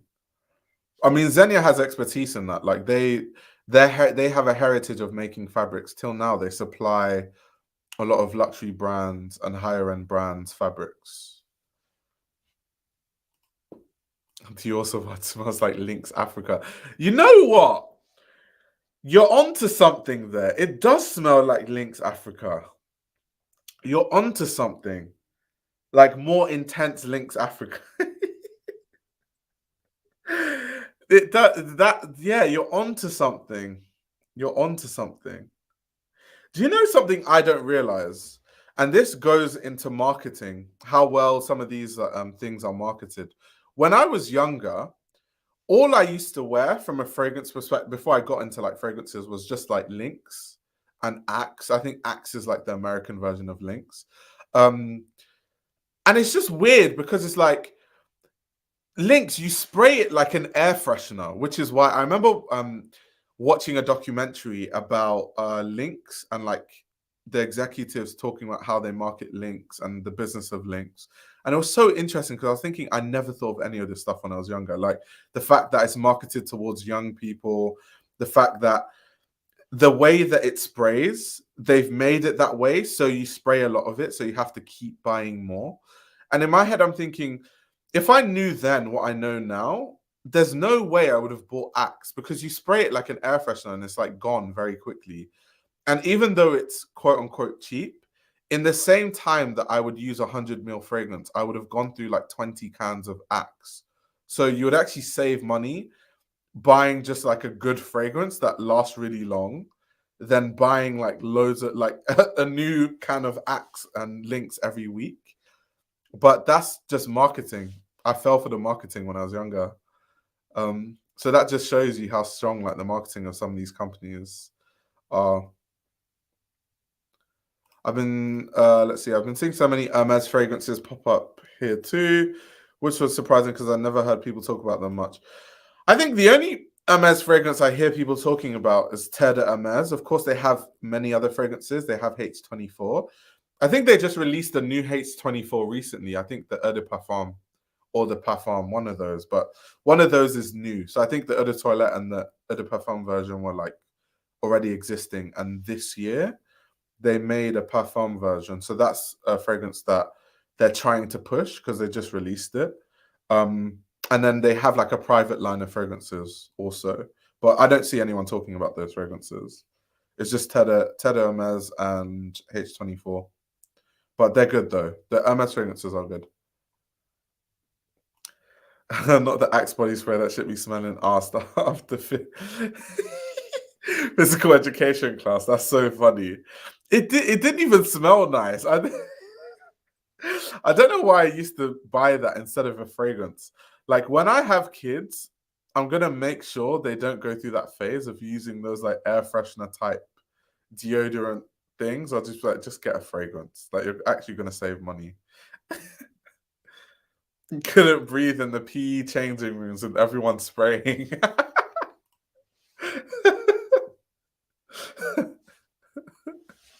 Oh my god, that's hilarious. People that don't know what PE is, just physical education. Um, oh my god, that's so funny. Have you tried Yogi's Loda? No, so I'm aware of like the fragrance line. I think it didn't that come out last year, or am I like chatting shit? I feel like it came out last year, but I haven't actually tried any Yogi fragrance. So yeah, I'm behind on the Yogi fragrances. I really want to try the new Arzulamista fragrance. The next time I make it to Belgium, I'm going to pop into the store and try it, test out the fragrance. They give me allergies. I can see Sarah Basson at Givenchy, even if the rumors are that Keja is going to Givenchy and Michele to Fendi. Yeah, everyone's been talking about Michele is going to go to a LVMH brand, but no one knows what brand it is. Basson could be good for Dior at the end of her non-compete. Yeah, That's a good take. I think Givenchy has been so dead, and I love Matthew Williams. I think that what he does at Leaks is really good. I do like his collections at Leaks. I've talked about this in a live stream not too long ago. About a lot of the hate towards Matthew Williams is very unwarranted if you actually understand his work. That being said, I haven't seen him do anything good or of note at Givenchy, and he's actually been there for a while now. I think it's about time that he leaves and just focuses on Elix and gives that to someone else, to be honest. I just don't think he's done anything of note at Givenchy, which is very bad, considering how long he's been there. And not to mention the harsh chemicals on those Axe spray things. Yeah, I don't even know what they put in those things. I really do not know what they put in that stuff. Yeah, I wish I knew about odorless antiperspirant sticks and 3 squirts of a real fragrance when I was younger. Exactly. I wish I knew about that too. I would have been smelling amazing. Not like I smelled bad, but the smell of Axe is annoying. I really thought I was doing something smelling like Lynx Africa and like what are the other Lynx ones? There was that like purple one. There was like Lynx chocolate. Yeah, Lynx chocolate, dark chocolate. That was my stuff. Lynx dark chocolate. I love to smell like Yoji's bathwater. Oh my word. No, I haven't tried the Anzio Mista perfume. I definitely want to try it though. As a fragrance collector, how will I not pick up the new fragrance from my favorite brand? Come on, of course I'm going to try it out. I don't like blind buying fragrances. And unfortunately, the Andy fragrance is the type of fragrance you're only going to either get online or in the store in Belgium, literally, or in like Italy. And so it's just hard to come by. So I'm just going to wait. But I don't want to spend money on a fragrance I might not like if I order it online. And I also don't like returning stuff too. It's just like too much hassle. So I just make sure I'm very sure about something before I order it. Links excite.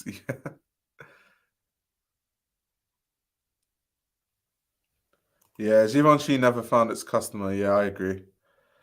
Links is a rite of passage. Sabato is a creative director. Isn't his job to show an idea, a vision, and reflect on present? If they wanted a commercial collection, the office could have done it without him. What do you think? I agree to an extent, but the office couldn't have done it without him because their collections were all over the place. And I think that's what happens when you don't have a singular higher power that says, okay, this is the direction of the brand. When it's a whole team trying to collaborate on one collection, that's why it looked a bit disjointed. So I do think that a creative director is definitely very important. Just people in leadership roles in a company is always going to be important anyway, because imagine if every company there was no leader and it was just everyone just like come up with ideas collectively. That would be a mess. No one would agree on anything. Everyone's always arguing. You would never reach like a secure vision of something. So for that reason alone, they definitely need a creative director. But I think it's a debut collection. It's a debut collection. Like he's showing us a vision, and then he's going to build on that look. He said that his version of Gucci is going to be about the silhouette and the cut and the shape and the fabric. So let's see.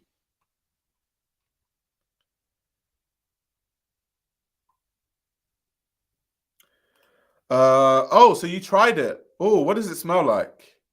I tried it last week and Antwerp, such an amazing fragrance and beautiful boutique. Oh my god, I'm jealous. What does it smell like? I didn't want to read the fragrance notes because I don't want to mess it up. Like I don't want to like have an idea in my head of what it's going to smell like. Every Christmas I get links.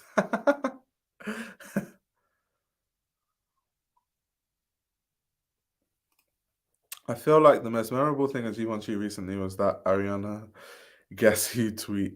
Yeah, no comment. Ain't a big fan of Matthew Williams. Just think he makes clothes for rich people who want to be seen cool and in the know. No, I think Alix is way more than that. I would give him more credit than that. Luigi from Rude scammed and is still there. Kirby can come back. Wait, why are people talking about Kirby? Did I miss a comment or something? What do people think about Tishi era Givenchy? Isn't that like in recent times the most prominent time that Gucci has had? I don't think anything since Tishi has quite been the same. Like Claire White Keller didn't really capture the zeitgeist the way Tishi did.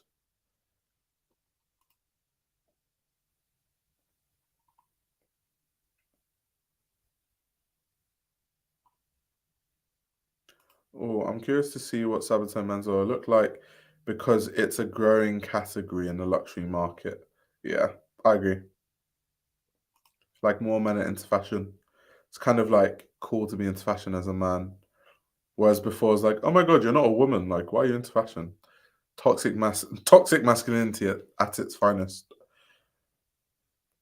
Horizontal organizations instead of hierarchical organization means probably don't need a leader. Wasn't Margiela like this before John Galliano? I think Margiela gave the illusion of being a horizontal organization, but if we're being frank, the ideas were coming from Martin. So there's still a singular vision of the brand. It's just that he would consider the input of his team more. And from a philosophy standpoint, he didn't agree with the idea of like a creative director taking all the credit because, to be honest, you'd work on a collection with your team. Not everything is not 100% solely your work. The team come together to do stuff. And so that's why it makes sense that he would like give credit to other people and he wouldn't want to like go out alone and he would always talk about his team. But it's an illusion. Like Margiela was definitely like the figure that was making all the ideas and choosing what direction the brand goes in. So I think it's an illusion. Oh, okay. You're talking about when after Martin left and there was no creative director. Yeah, but so after Martin left, though, it wasn't really the reason why they didn't need any creative director was because of the way the brand was running. They were doing shows, but no one really cared. All people cared about was old Margiela, and all people bought were tabby boots anyway. So it didn't really matter. They were just selling tabby boots and selling by the fireplace. And what's the other one? Under the lemon trees. And that's how they were making money. So it didn't really matter. But when they wanted to bring a singular vision back to Margiela, that's when they had John Galliano. Exactly, like someone said, John's Margiela is very John. Yeah, I agree. Like, I think with fashion designers, it is an illusion. Like when they try to do the whole, I care about my team and it's all about the team and I take the teams. It's like, yeah, but it's still your vision though. It's still ultimately your ideas that we're seeing. With maybe you might consider input more, but it's still your ideas and it's still your decision ultimately. Let's see. It's interesting to see that Gucci had two creative directors when Vuitton, Nicolas Gasquier's the menswear still sells better than menswear anyway, and nobody talks about it. Yeah, but for most luxury brands, women's wear sells better than menswear. I mean, first of all, you can't even buy menswear. Like, if you go to the only places you can buy menswear from luxury brands is the actual like flagship stores. So in London, you can buy women's wear at probably 60 locations per luxury brand, but menswear at maybe like two. So if I want to buy menswear for a luxury brand like Prada, I have to go to central London to buy that, or I have to go to like I know Prada has a store where they stock quite a lot of menswear in, I think, Westfield, in White City. Those are like the two main places you can buy menswear. Now, if you want to buy women's wear, you can go anywhere. In the airport, all the luxury brands, they only have women's shoes and bags in the airport. So you're not going to buy any menswear there, any women's wear. Like all the smaller boutiques, all the consignments, they're all women's wear. So you can't even really compare menswear sales to women's wear sales at these brands because they don't even market the menswear really. They don't even try to sell it. Like they just try to sell the women's wear. Yeah, exactly. You got to go to like Selfridges or Harrods. Exactly. You have to go to like the main locations. Otherwise, for the most part, all you're going to see in store is women's wear. Like you're not even going to see one menswear look. So it's not even sold. So even if I wanted to buy menswear, it's actually way harder to buy the menswear than it is the women's wear. So it's hard to compare the sales as an indication of like, oh, this designer is like their work is doing better. It's more to do with how the business is structured.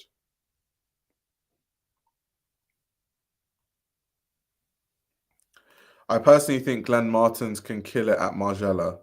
Yeah, I agree. I think actually Glenn Martin's aesthetic works on Margiela. That deconstructivist sort of look on things, with the tailoring, and also they have the sort of going to the same school. So it's kind of like an interesting story, like the Royal Academy of Fine Arts in Antwerp. So yeah.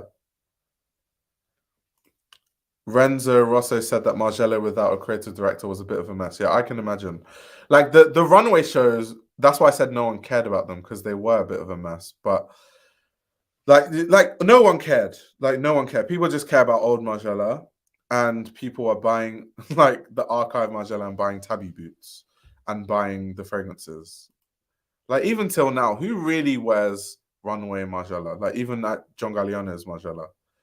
I just see people talking about tabbies. Does Renzo love John? I didn't know that. So I don't see him leaving Margiela for a while, which is a shame because I'd love to see him take on another house. I personally, like I said, I don't want Galliano to be in the limelight anymore just because I think that he can't handle it and he's just going to do something stupid again. Let's see, Vuitton, but I guess yeah, still creative, even if what is in stores is a little bit more commercial. It's interesting that Gucci has to put very obvious commercial pieces on the runway. Yeah, yeah. I think though, if you think where I was just thinking about it now. If you think of where Louis Vuitton ready to wear started with Marc Jacobs, it started that way. It started in a very creative, out of the ordinary way.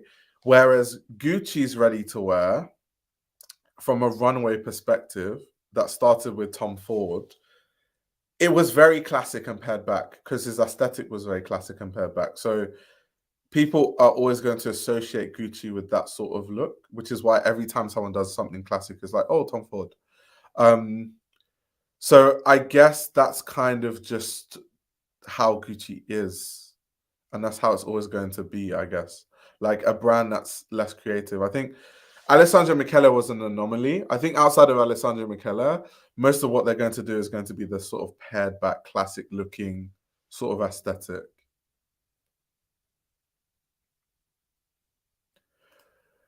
Yeah, they say there are secret creative directors, but I don't really know that. Like I've heard that, but I can't verify that because I don't work at Margiela, so who knows?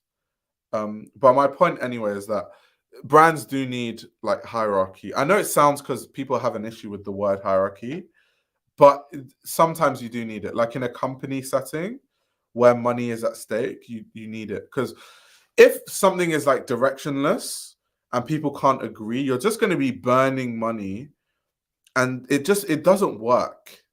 There's a reason why all the successful businesses have some sort of hierarchy. Like you actually need it.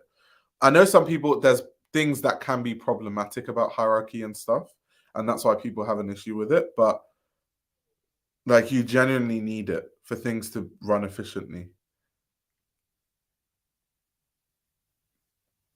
The only issue is that if you hire the wrong person at the top of the hierarchy, you have an issue because you have an idiot like running a brand or an idiot running a company.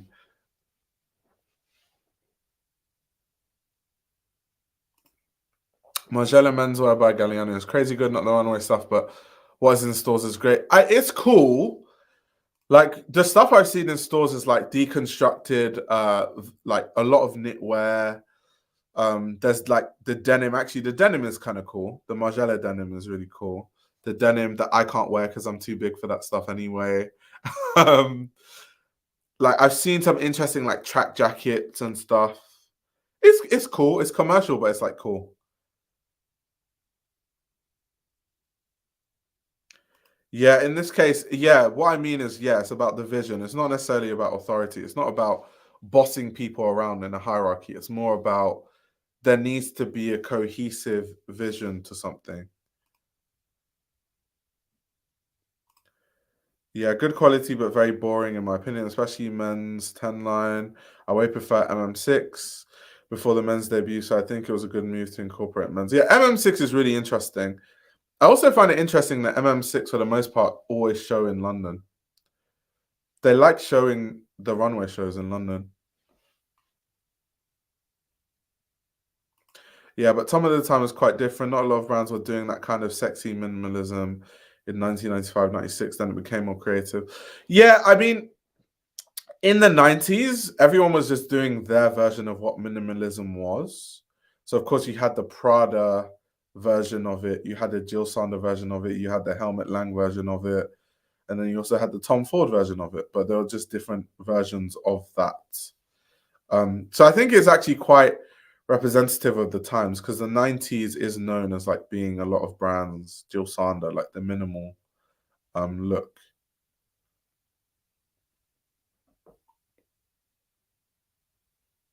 MM60 was more Helmut Lang than Peter Doe's. Jeez. No comment. Absolutely no comment.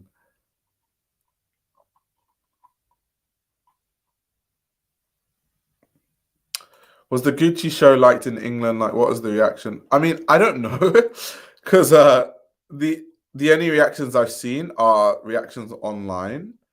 Um, but from what I've seen online from people from the UK, I guess, they didn't really take well to it. I think most people have just been bashing it, to be honest. Also, the show notes, oh my god, it was just a bunch of like, it's a story of joy, of passion, of humanity, of people, of real life, of reverent glamour. It's like it didn't mean anything. Um, it's so funny because I'm a journalist and because I literally studied a journalism degree. Like, it's so easy to read past written gibberish that doesn't mean anything. And it sounds harsh when I say it, but a lot of brands, their show notes are it's just a bunch of gibberish, this included. It's like a story of richness and lust and desire, of red, but also blue and green. What does that mean? A flash of spontaneity of light, of a party at the first light of day. It's an unhidden story, one that's proud. It is manifest and not taboo, although it might look like it should be. It's completely free and filled with euphoria. It is a story of fabulous, diverse people. It's Getty images of cool people of all ages, and it's inclusive. Like, gibberish. Gibberish. And I always bash brands because if you don't have anything meaningful to write in your show notes, just don't write it. That's why I like Rick Owens, because Rick Owens writes his show notes himself and he says a lot in his show notes. Like he really goes deep into like his thoughts making a collection and what he was thinking, doing a collection and stuff. It's interesting to read Rick Owens' show notes.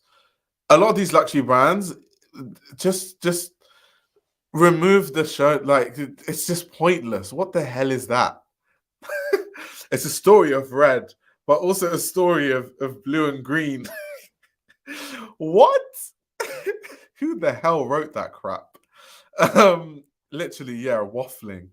It's literally waffling. If I wrote something like that when I was at CSM, I would literally fail my class because we had to write press releases. Because obviously, as a journalist, there's many types of jobs you would do. One of the jobs being an actual like writer for a magazine, writing articles, but then you can also be a copywriter. So journalists write the descriptions on the websites for a lot of brands. There's journalists that do that job. Then there's journalists that write press releases for brands. So a lot of our assignments when I was in school, we would like do all these different things. Now, can you imagine if I wrote a press release that read like that? The way I would fail, the way my work would get crossed out if I wrote some crap like what this Gucci thing is. My word. Um, a story of red, but a story of blue and green. Sane had a really interesting collection this season, by the way. Their collection was really interesting.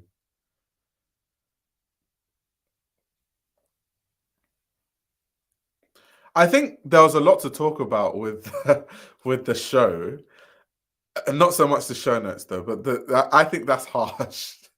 I wouldn't say the show notes are on par with the show.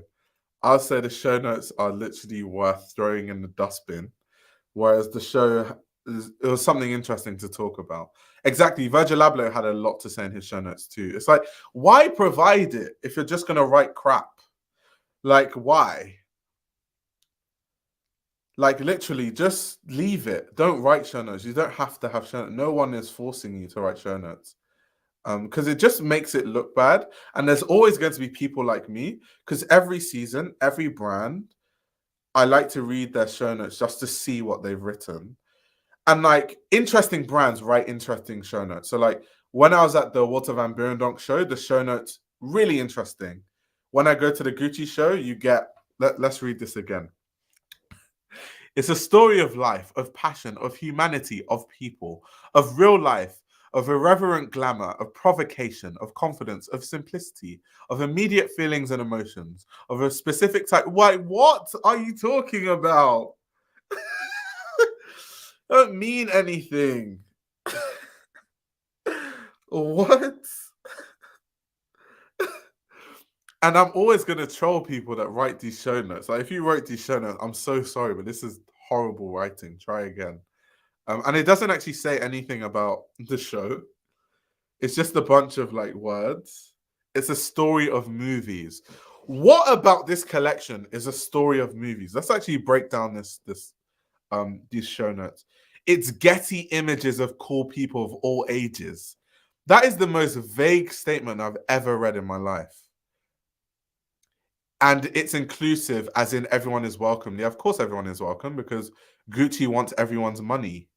Gucci doesn't discriminate when Gucci collects money from people. So that's the only true thing in this press release. Let's see. It's a story of movies of my beloved Italy. So Sabato actually wrote this. Yeah. Sabato, stay away from words. It's clear that it, like words is not his thing. Stick to design. I know that sounds harsh, but like literally, he gave that interview with Kathy Horan where he preempted his collection being bad or people not taking to his collection. Stay away from the words. Stay away from the words. Words are not your thing. Some designers are good with words, like Rick Owens. He clearly I've seen two instances, and I don't really know much about his work other than this collection, and I've already seen two instances of like a bad use of words and writing. So I think he should leave that to the PR team. Let's see what else he wrote here. A story of objects, shiny, tactile, and cold to the touch, but warm to the heart and soul. Vague. These are desirable to collect. Any luxury brand would say that about their bags and their clothes. So vague. Not for a museum, but to enrich everyday life. It's a story of music and nights out. That's vague. I mean, everyone wears clothes at a night out, not necessarily Gucci. That's every brand. Of sweat, dancing, and singing. Yeah, that's what people do when they're outside. It's a story of family and kissing. What about Gucci's clothes as a story of family and kissing? Lots and lots of kisses. It's a story of everything. Again, but this time expressed through joy. Yeah, he should stay away from the words. Like, my God, what is that? What is that shit show of a press release? Someone said it's actual satire. What the hell is that? Imagine reading all of that and then on the runway, Gucci hoodie with a vinyl skirt. Chat GPT core, that's true. Does Acne Studios give show notes? I can't remember. I haven't actually been to an Acne Studios show in person, so I'm not sure. And I've never actually thought to read the show notes of Acne Studio because I just look at it at face value because it's one of those brands that's like about the look and not necessarily about a philosophy. Oh yeah, Tebe Magugu is a really good writer. That's a good point. Tebe Magugu is a really good writer. Tebe Magugu has like published books and stuff though.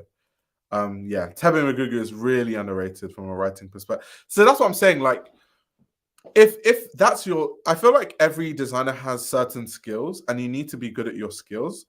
Um, and I think this is once again like going back to CSM. I think that's a good part of like going to fashion school sometimes because your lecturers will let you know what you're good at and what you're not good at.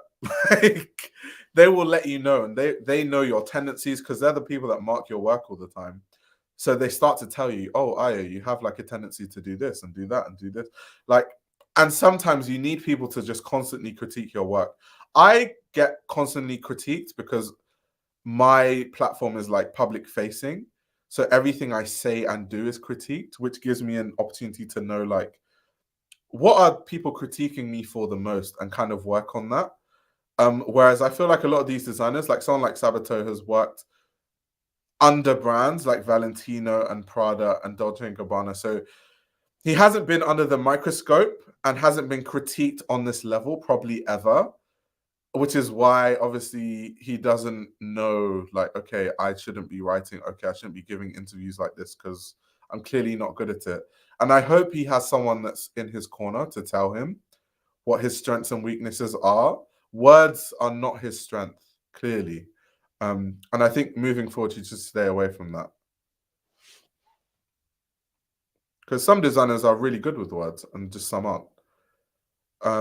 Honestly, if it's not Rick or Andy, the shirt sleeve will be up around my fucking elbow.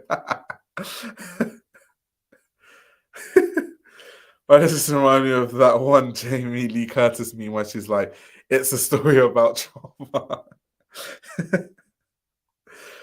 Not gonna lie, the students that aced architecture school had the best narrative write-ups with the blandest Steve Jobs keynote presentation boards. Setting a backdrop for the mind to settle into is a good. That's true. That's true. Sabotage comes from Valentino, and they're feeling a bit intellectual. Valentino, they're almost as worse as Prado. They're showing us.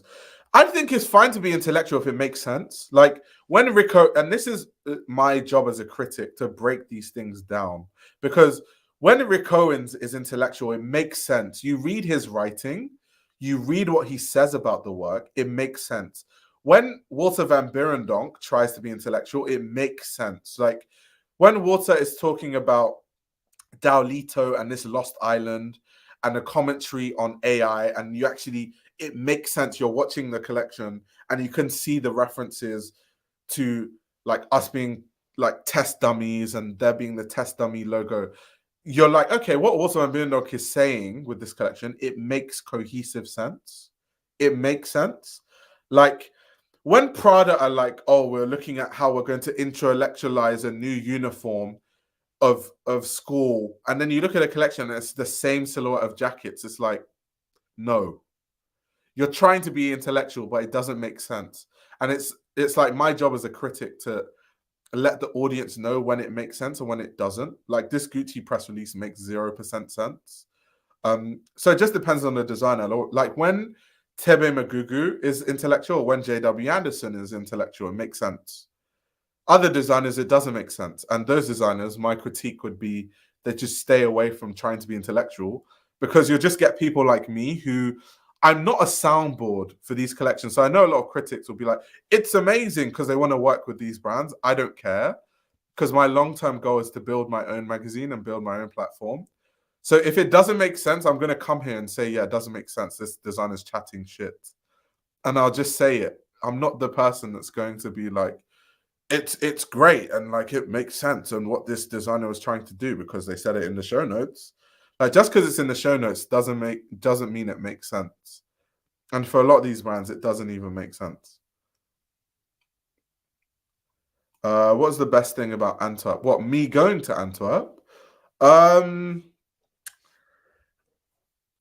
I think the best thing about me going to Antwerp was meeting a lot of people that I've read about and being able to see the Under the Meester flagship store for the first time, and like meeting members of Under the Meester's family.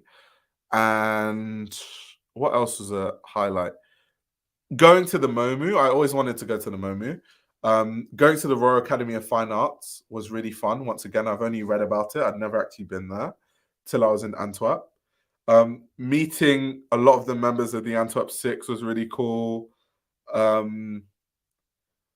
Like I met, Dirk Van Sane, Waterman Beendonk, and just meeting also Belgian people that are really into fashion, because I know my favorite designer is Under Meester. I know she's one of the Antwerp Six, but most of the conversations I have around Under Meester aren't that intellectual, because obviously not many people are into the brand.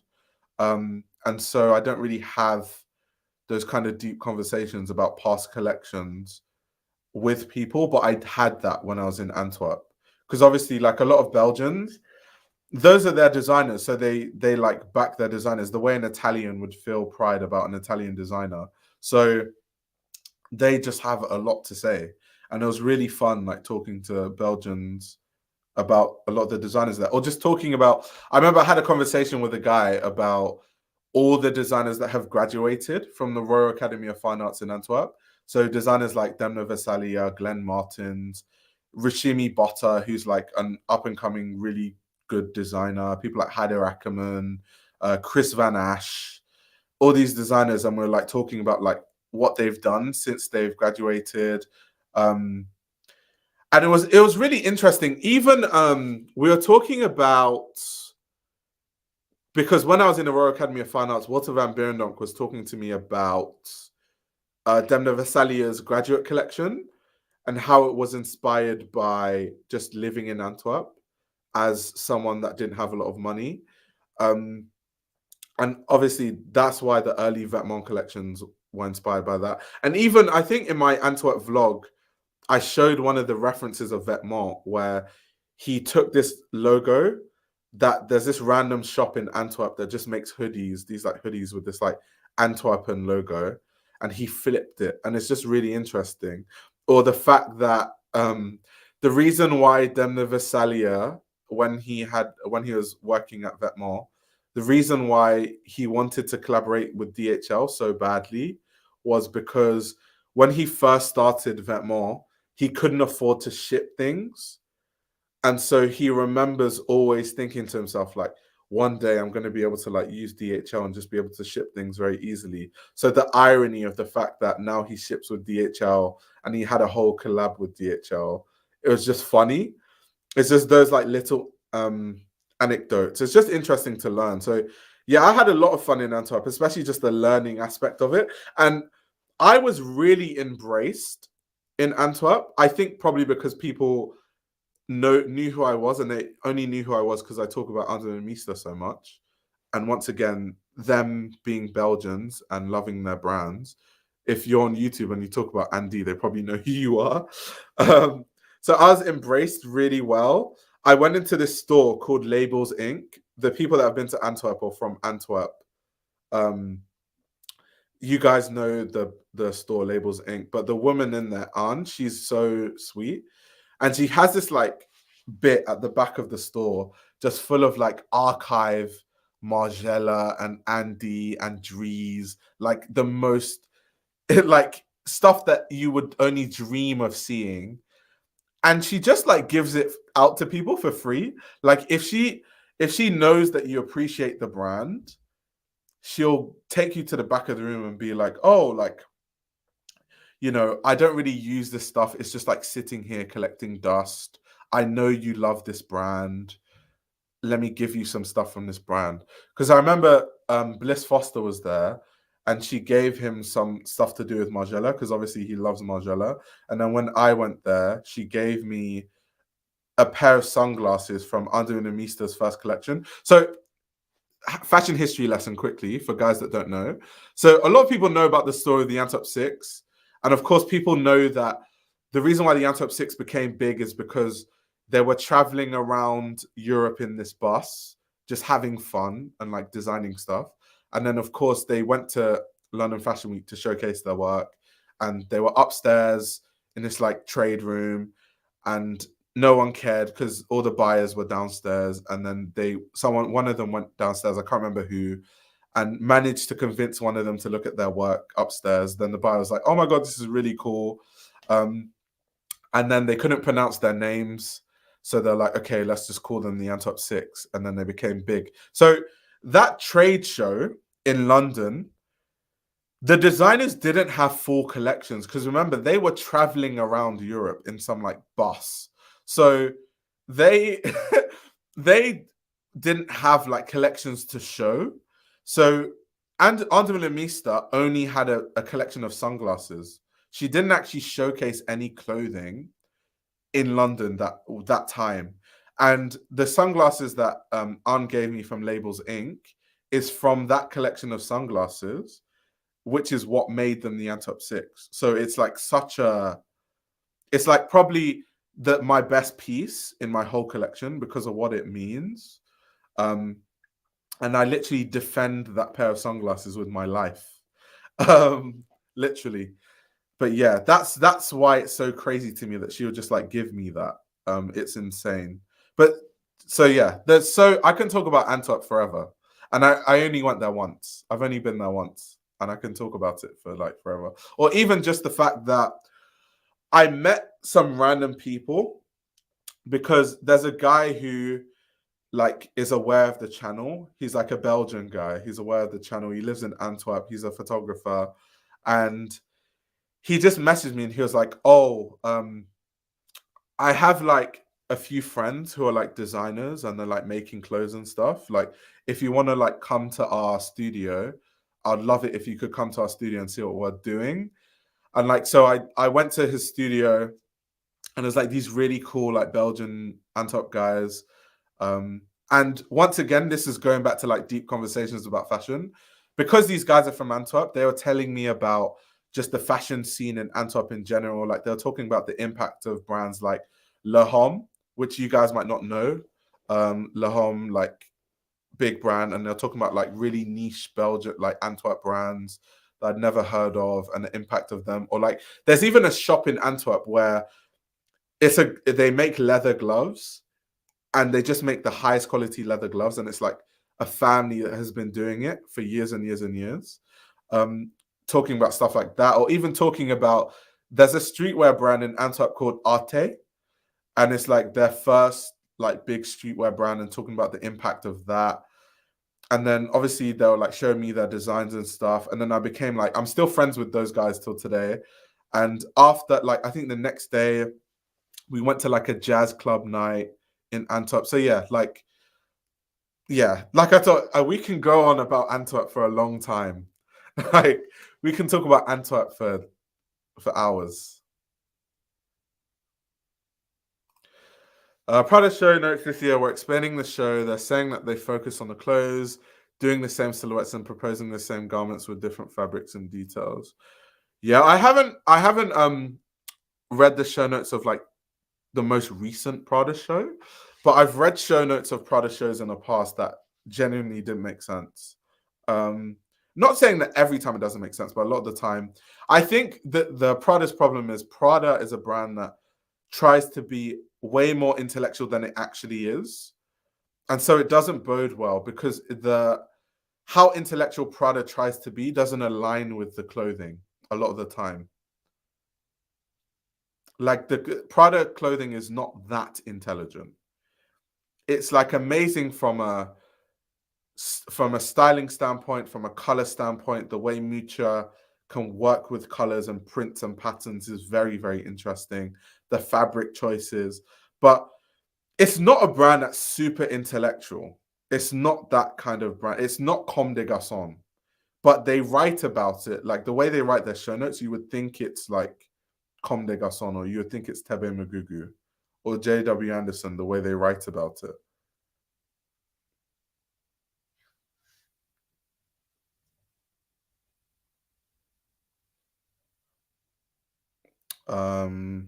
So yeah.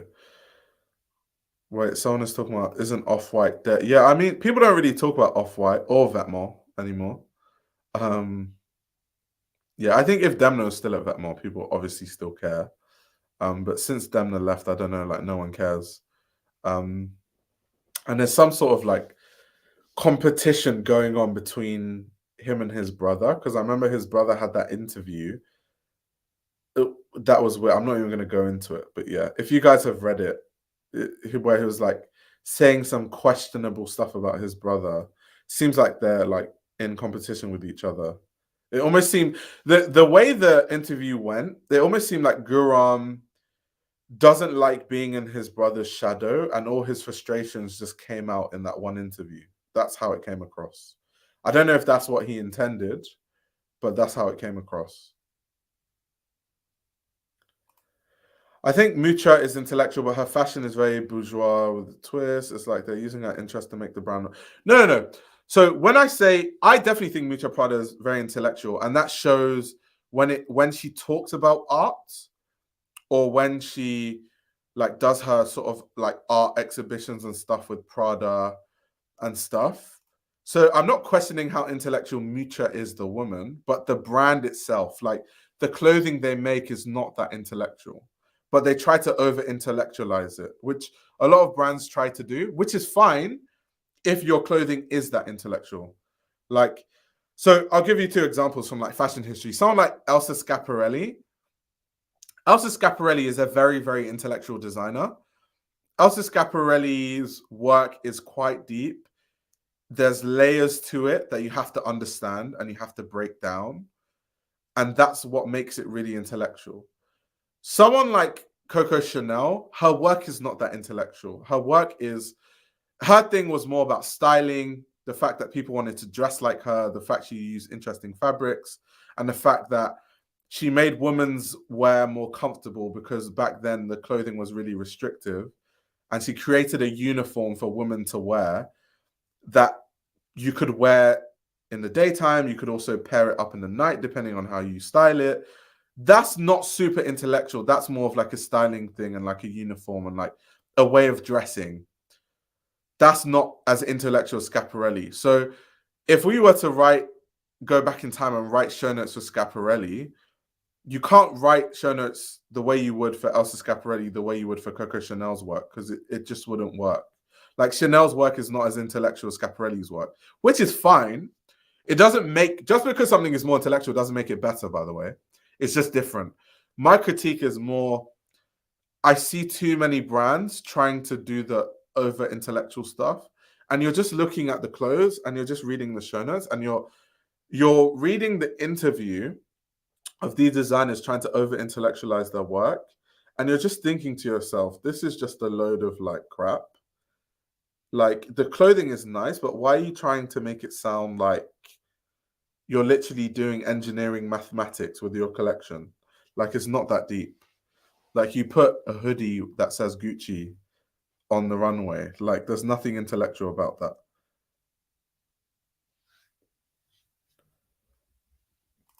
Isn't the creative director?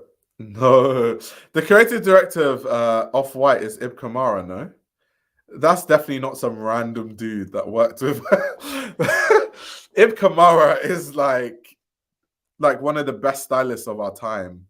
He did work with Virgil. He used to style Virgil's Louis Vuitton collections. But it's not some random dude. I definitely wouldn't call Ib Kamara some random dude.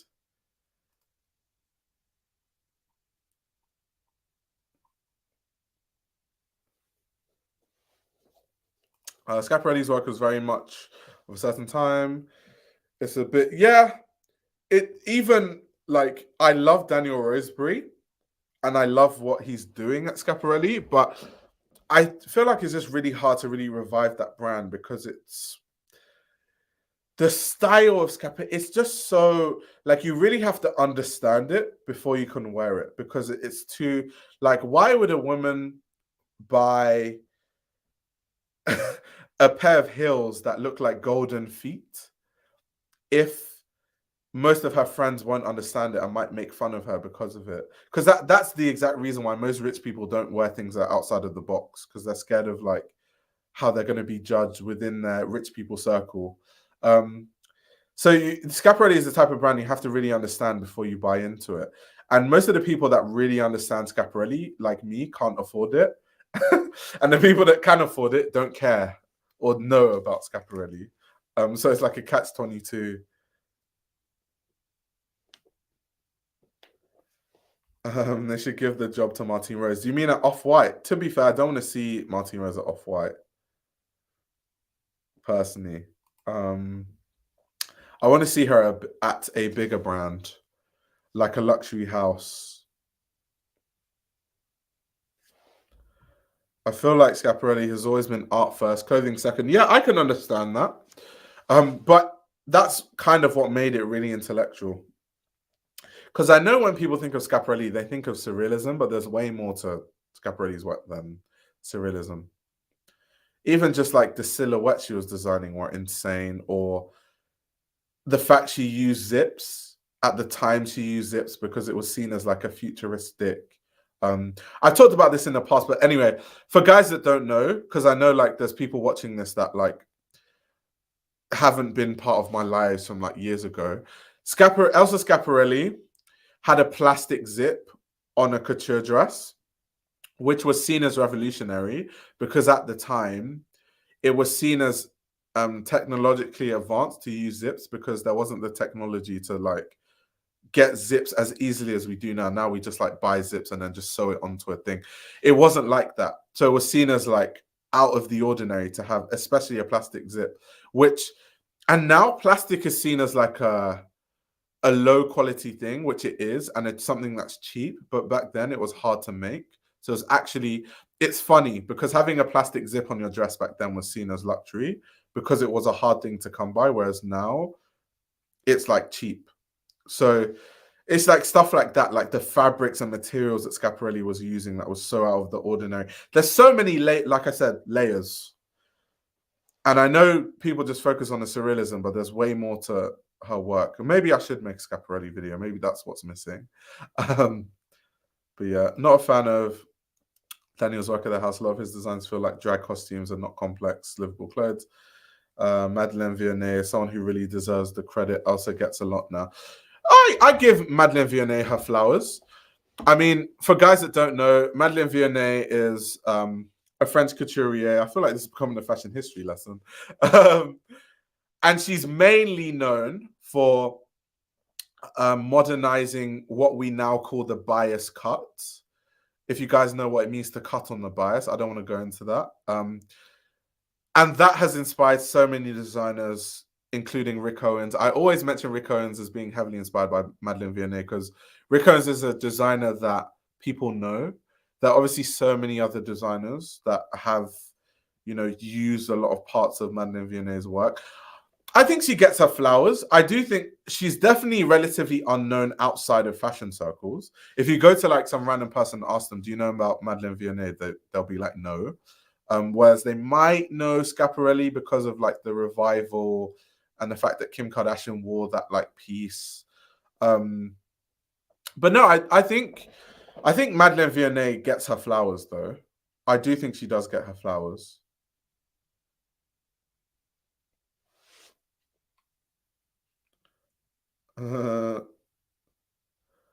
Someone saying what Jacques Mus is contemporary. Wait, who said Jacques Mus is luxury? Schiaparelli is very formal too. It's a niche brand anyway. The positioning is very high. Yeah, it's super, super, super niche. Very, very niche. I feel like the only reason Martine Rose isn't at a big house because she decided not to. I can't imagine she hasn't gotten an offer.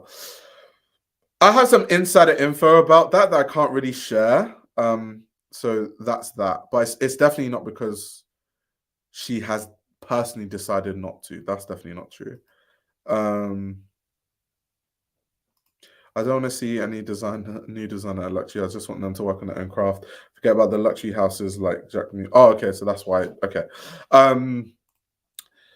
Yeah, so the thing about Jacques Mus quality is not fantastic. That's true.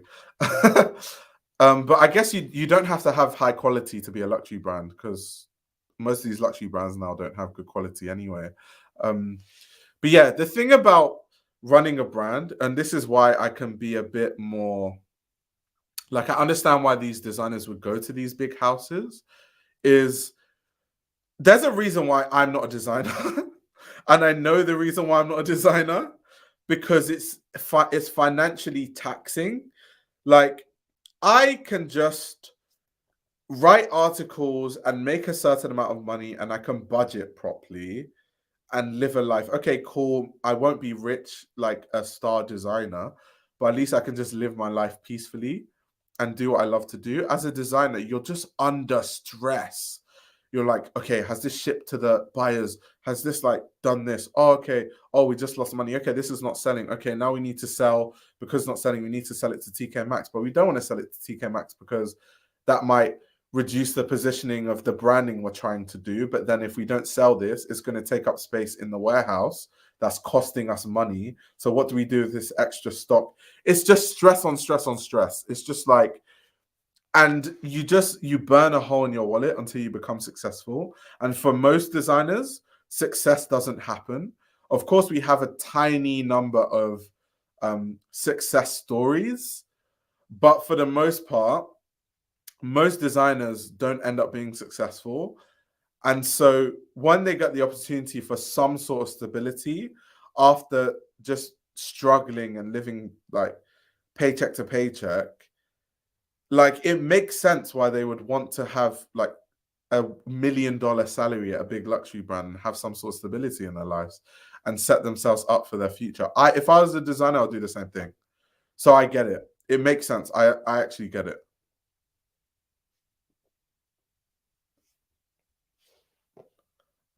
Code travels faster than DHL.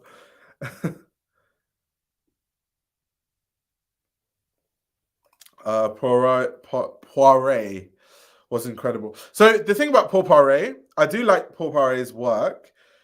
My critique of Poiret's work, though, was that, so going back to this live stream being a fashion history lesson. So for guys that don't know, Paul Poiret is another one of those like historical couturiers that's really important in fashion history. So what Paul Poiret did was he brought an idea of, let's say, Asian fashion, what they call Eastern fashion, to the West. So he was one of the first people to bring ideas of what Eastern silhouettes are before actual Asian designers came and did that for themselves. Like, one of the first ones being people like Kenzo Takada and people like Kansai Yamamoto. And then, of course, after like Kansai Yamamoto and Kenzo Takada, you had people like Yoji and Issei and all that. But my critique is that I just have an issue with a European French couturier taking a whole culture's design, and then marketing that as this is what Eastern fashion is, when I don't think Paul Poiret had the experience of Asian fashion really to be able to have the authority to say things that he used to say. But outside of that, he had some really, really interesting ideas from a design standpoint. That aspect of his work just makes me a bit like, yeah, I'm just a bit on edge about that. They tried to revive Vianney in the early 2010s. Rodolfo was at the team. It was good, and then they changed the creative director, and it disappeared, much like Poiret. Yeah, a lot of these brands, they've tried to bring them back, but most of them don't work. Like I said, there's always more failures than successes. We just see the successes, because the failures, we just don't see it. So yeah, a lot of people don't realize how hard the fashion business is tough. And I say this as someone that, as a journalist, I have loads of friends that are designers. I've interviewed loads of designers. I've worked at fashion brands, so I've seen how it works from the inside. The fashion business is not a joke. AMI by Alexandre Matoussi is a contemporary brand that has great quality. Yeah, I love Ami Paris. I love it. It's simple, but I've always loved. I have a few Ami Paris pieces. Like, I have a two-tone shirt from Ami Paris. But the quality is sensational, and also the price point is lower than like all these luxury brands, but the quality of Ami is like really good. True geniuses like Jean Patou will never exist anymore. No, I disagree. I think there's amazing designers right now.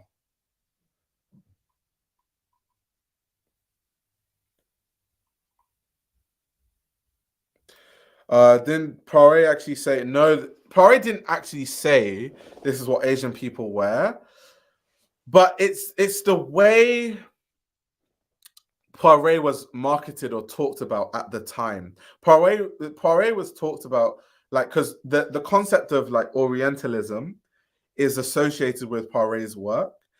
And if you read like the work of Poiré or like you read about the way journalists are writing about his work at the time, they always talk about like this idea of a couturier. Like it's okay.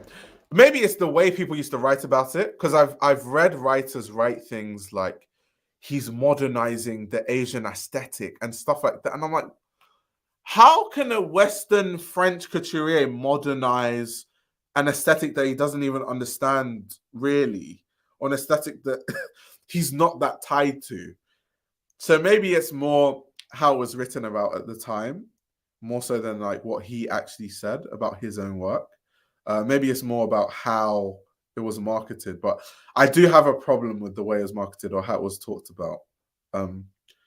Because like even Paul Poiret has this like silhouette of trousers that he's famous for, like that wide silhouette of trousers that was like big. But that silhouette of trousers is just like a Japanese silhouette. But like they say that he's like an innovator because he innovated that silhouette of trousers. But it's like no, they were doing that in Japan. Like no, that's just a Japanese silhouette. Do you accept clothes from emerging designers to critique their work? If yes, can I send you something? I don't know. I don't I don't know about people from my audience sending me their work to critique because I don't want to be mean. And the problem with me is I don't know how to lie. So I have to be honest if you send it to me.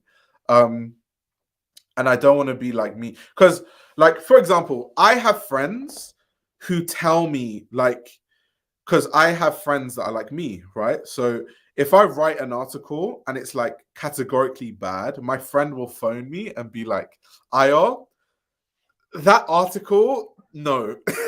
And he will literally like tell me why he didn't like it or whatever. I've had friends do that. I've had friends, like my close friends, critique my videos and be like, that point you made, you could have made that point better. And I literally agree. I'm like, yeah, when they explain it to me, I'm like, yeah, I could have made that point better. But I can take critique that's quite harsh because I have the mentality that if you're someone that's going to dish out critique, you have to be able to take it, which I do because I have a YouTube channel. Like people critique me every day. Just read my comments. So a lot of designers get a bit sensitive around their work, whereas I don't get sensitive about my own work. So I don't know about critiquing my audience's stuff. I don't want to like, I don't want to be hated by my own audience. So yeah, there we go. Where can I find your articles? No, my articles aren't on Patreon. On Patreon, I just have like exclusive videos. My articles are like you can Google them. Like if you, I don't know what stuff have I written recently. I mean, the most recent thing I did was with Selfridges, and it's in a print magazine. So I guess that you can't find unless you get the print magazine. But it's a free magazine. So if you're based in the UK, go to your local Selfridges store. There's a magazine called Yellow Pages. I literally my interview is on one of the early pages of it. That was the latest thing I did. So that's some of my writing is in print. Like I wrote something for System magazine that's in print. Some of it's digital, but I haven't done any digital stuff recently. Like I wrote about Issey Miyake for GQ, and I'm trying to think what other recent, because that's not really that recent. Other stuff I've done. I think most of the recent stuff I've done has all been in print. That's why. But yeah.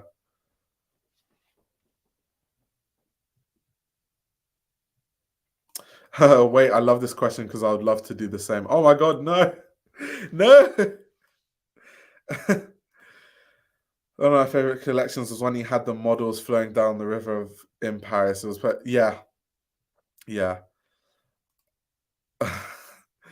I will be pleased to listen to the bad critique and why I love critique. I'm not like necessarily saying what I'm going to say is negative. I might like it and say something positive. I'm just saying that I don't want a situation to arise where people take my critiques harshly and then people start seeing me as like some mean person.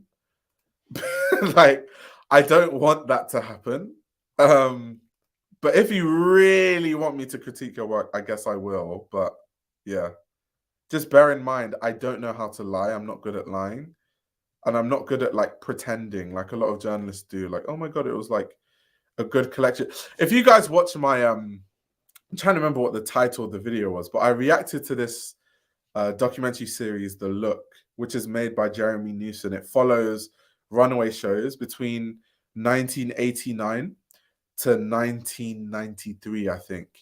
And it's just like each episode is about something different. And I've made a few reaction videos to these documentaries. But if you type in YouTube, The Look, Jeremy Newson, you'll find the whole series.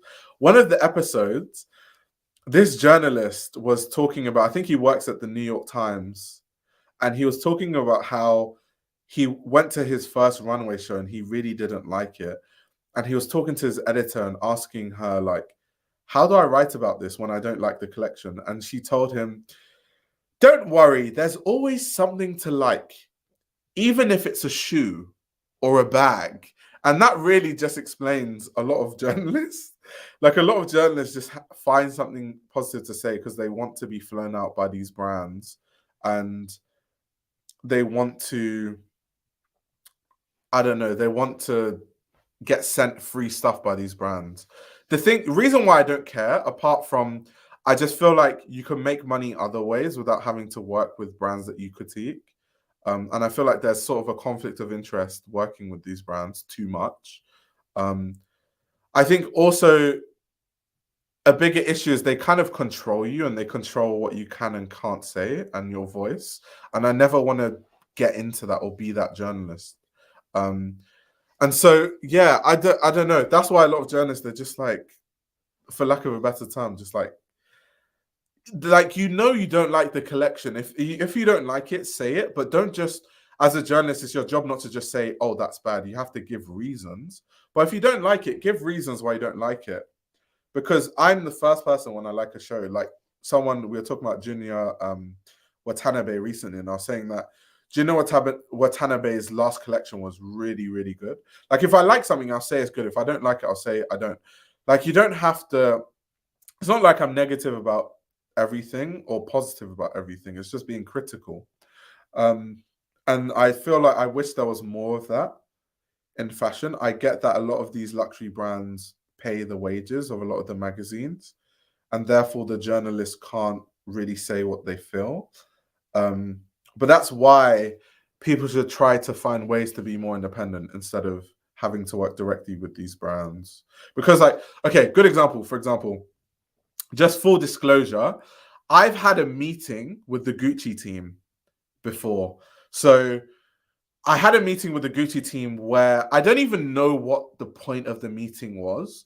They basically reached out to me and they're like, oh, let's have a meeting. And then when I went to the meeting, they were like, oh, tell me about yourself.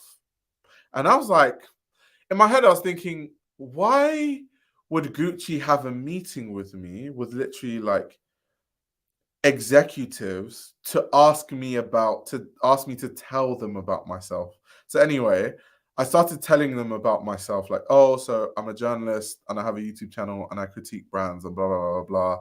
And then that's when we were like just talking about like Gucci and what's going on at Gucci and whatever. And then they said something along the lines of like, if I have any ideas, I should run it by them or I should let them know. And I've had a lot of meetings with a lot of luxury brands where they've kind of just told me like, if you have any ideas, just run it by us and like we can do something together. And it's just like, it's cool. I get it. You're a luxury brand. I get it. It looks good, but I kind of just want to be independent. I can't lie. Like, I don't want to work with you because once I work with you, now you're paying my bills. And now out of necessity, I can't say bad things about you because you're putting food on my table. I don't want to be in that position.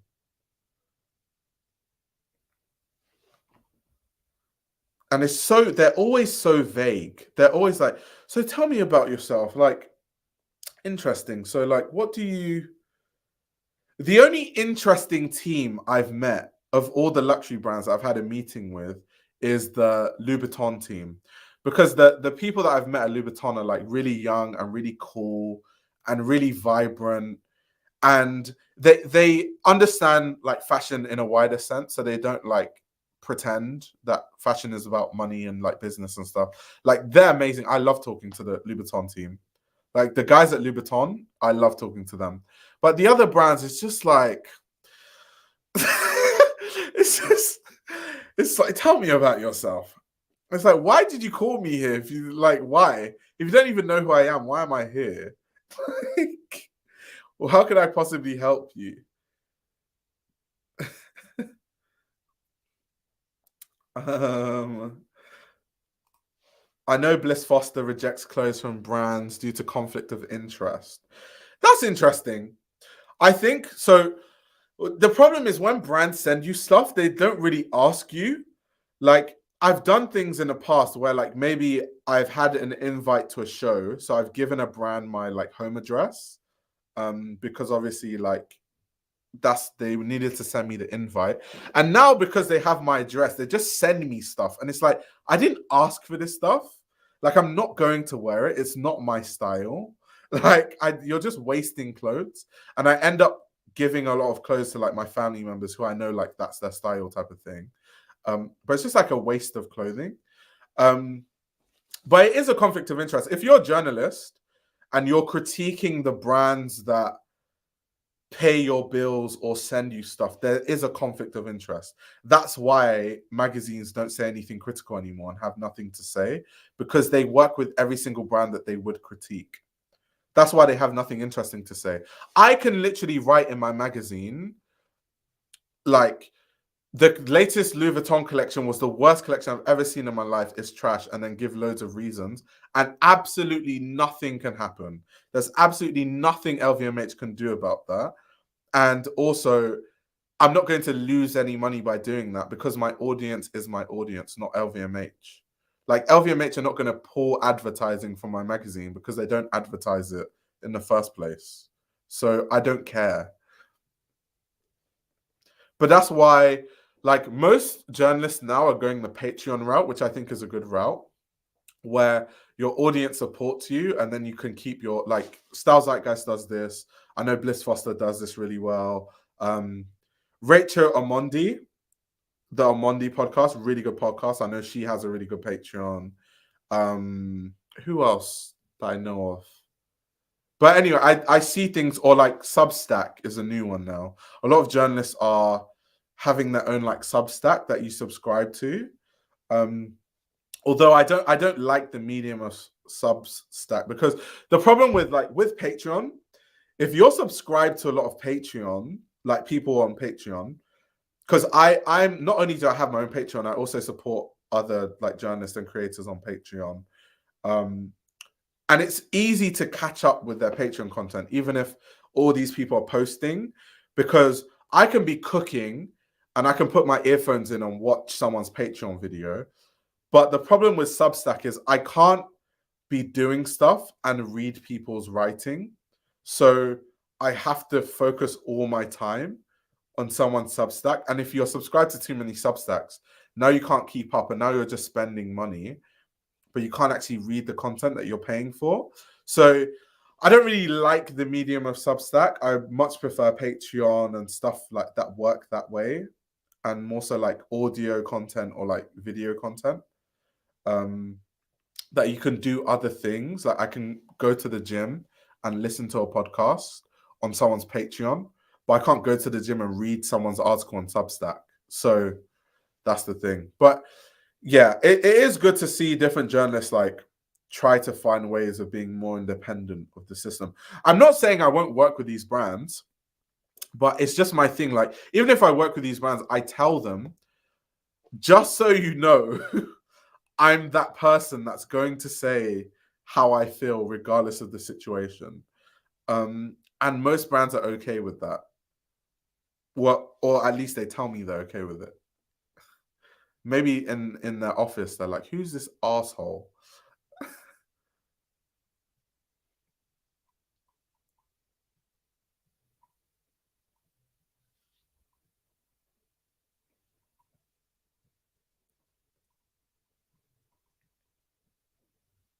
And they say, yes, practically just them taking away your agency as a journalist, and I couldn't do it either, would feel trapped. Yeah, 100%.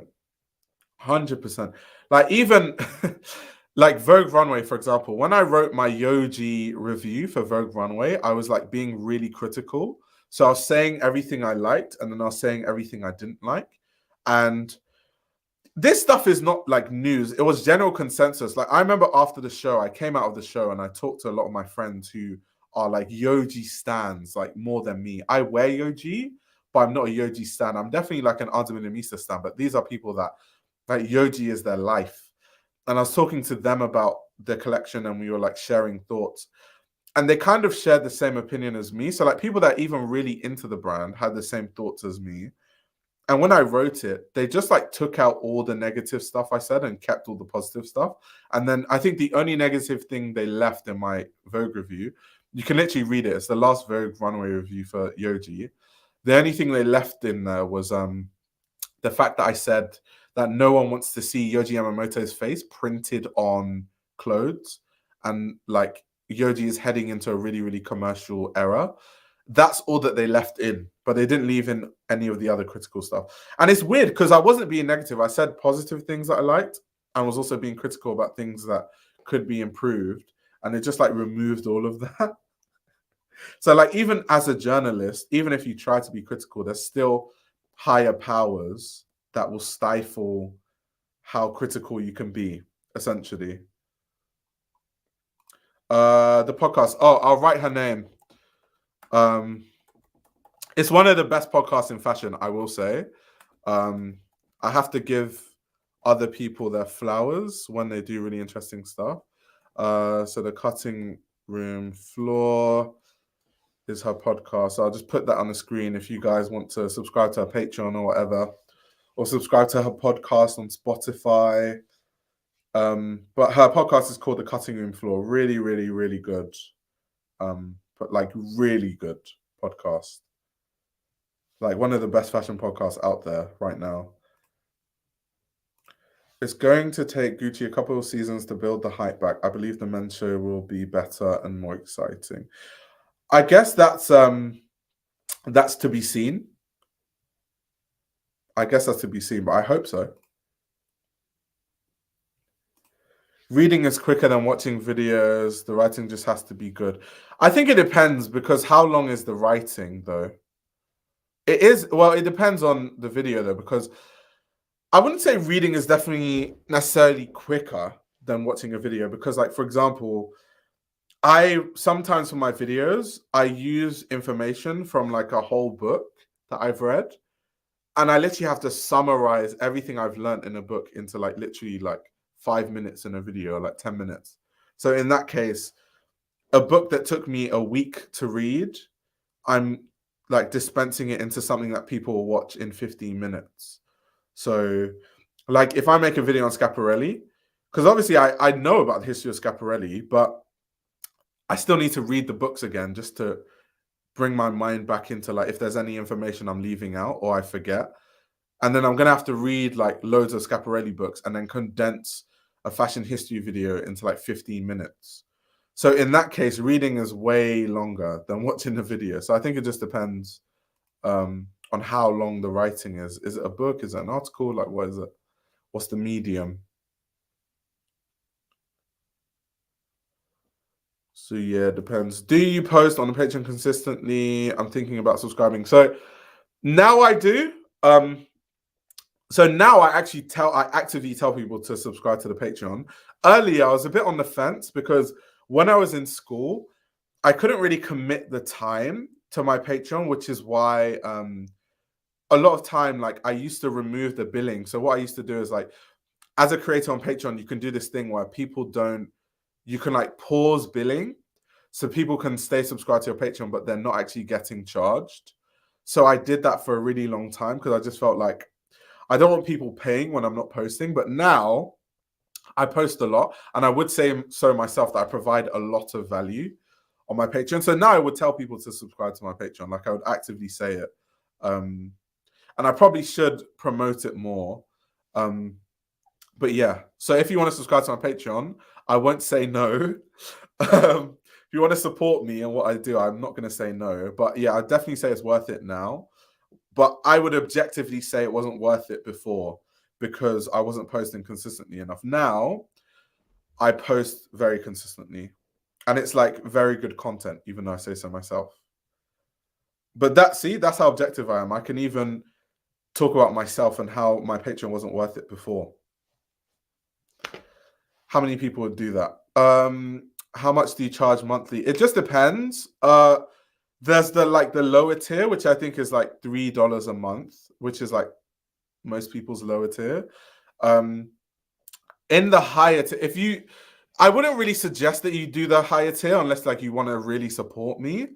The higher tier is like $10, I think, a month, and all that affords you is like discounts on my website, which isn't relevant now because I'm not releasing my magazine, like I said, because I'm working on stuff in the background. So I would tell you if you're going to subscribe, only subscribe on the lowest tier unless you just really want to support me that much, which I'll appreciate. Like I'm saying, I'm not going to say no, but like I understand people work hard for their money. So yeah, don't like go on the higher tier if you don't need to, because you're not really going to get any value out of it apart from just supporting me more. But I'm thinking of like what value you would get out of it. You're not going to get a discount till when I start producing my magazine again, then it will make sense because my magazine will be expensive. Like my magazine will cost, like the print edition will cost like £70. So if you get a good discount, you would probably save money. Because if you're getting 50% off £70, you're saving 35 but paying 10 a month. It would be cost effective to do that, but now it isn't.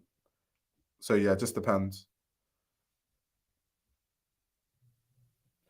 I can only do 3 since I'm still in high school, but I got some disposable income. Yeah, exactly. I completely understand. Who are you subscribed to, by the way, out of curiosity? I want to know if like you're subscribed to the people I'm subscribed to on Patreon. Someone said the new Gucci show is a bit Balenciaga-ish.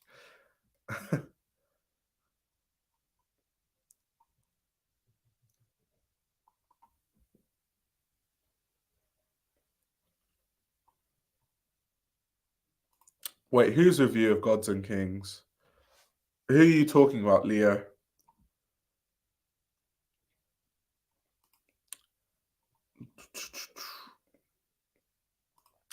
Yeah, thank you very much. I mean, honesty is the best currency. Honesty is always the best thing, because what's the point of like I don't think there's any point of like, especially when my Patreon I wasn't posting consistently, being like, oh, subscribe, and then people subscribe and then they're like, oh my god, there's no value, then they unsubscribe. Like no one wins. So that's why. Oh, Alexander Fury. I didn't know that Alexander Fury had a review on Gods and Kings.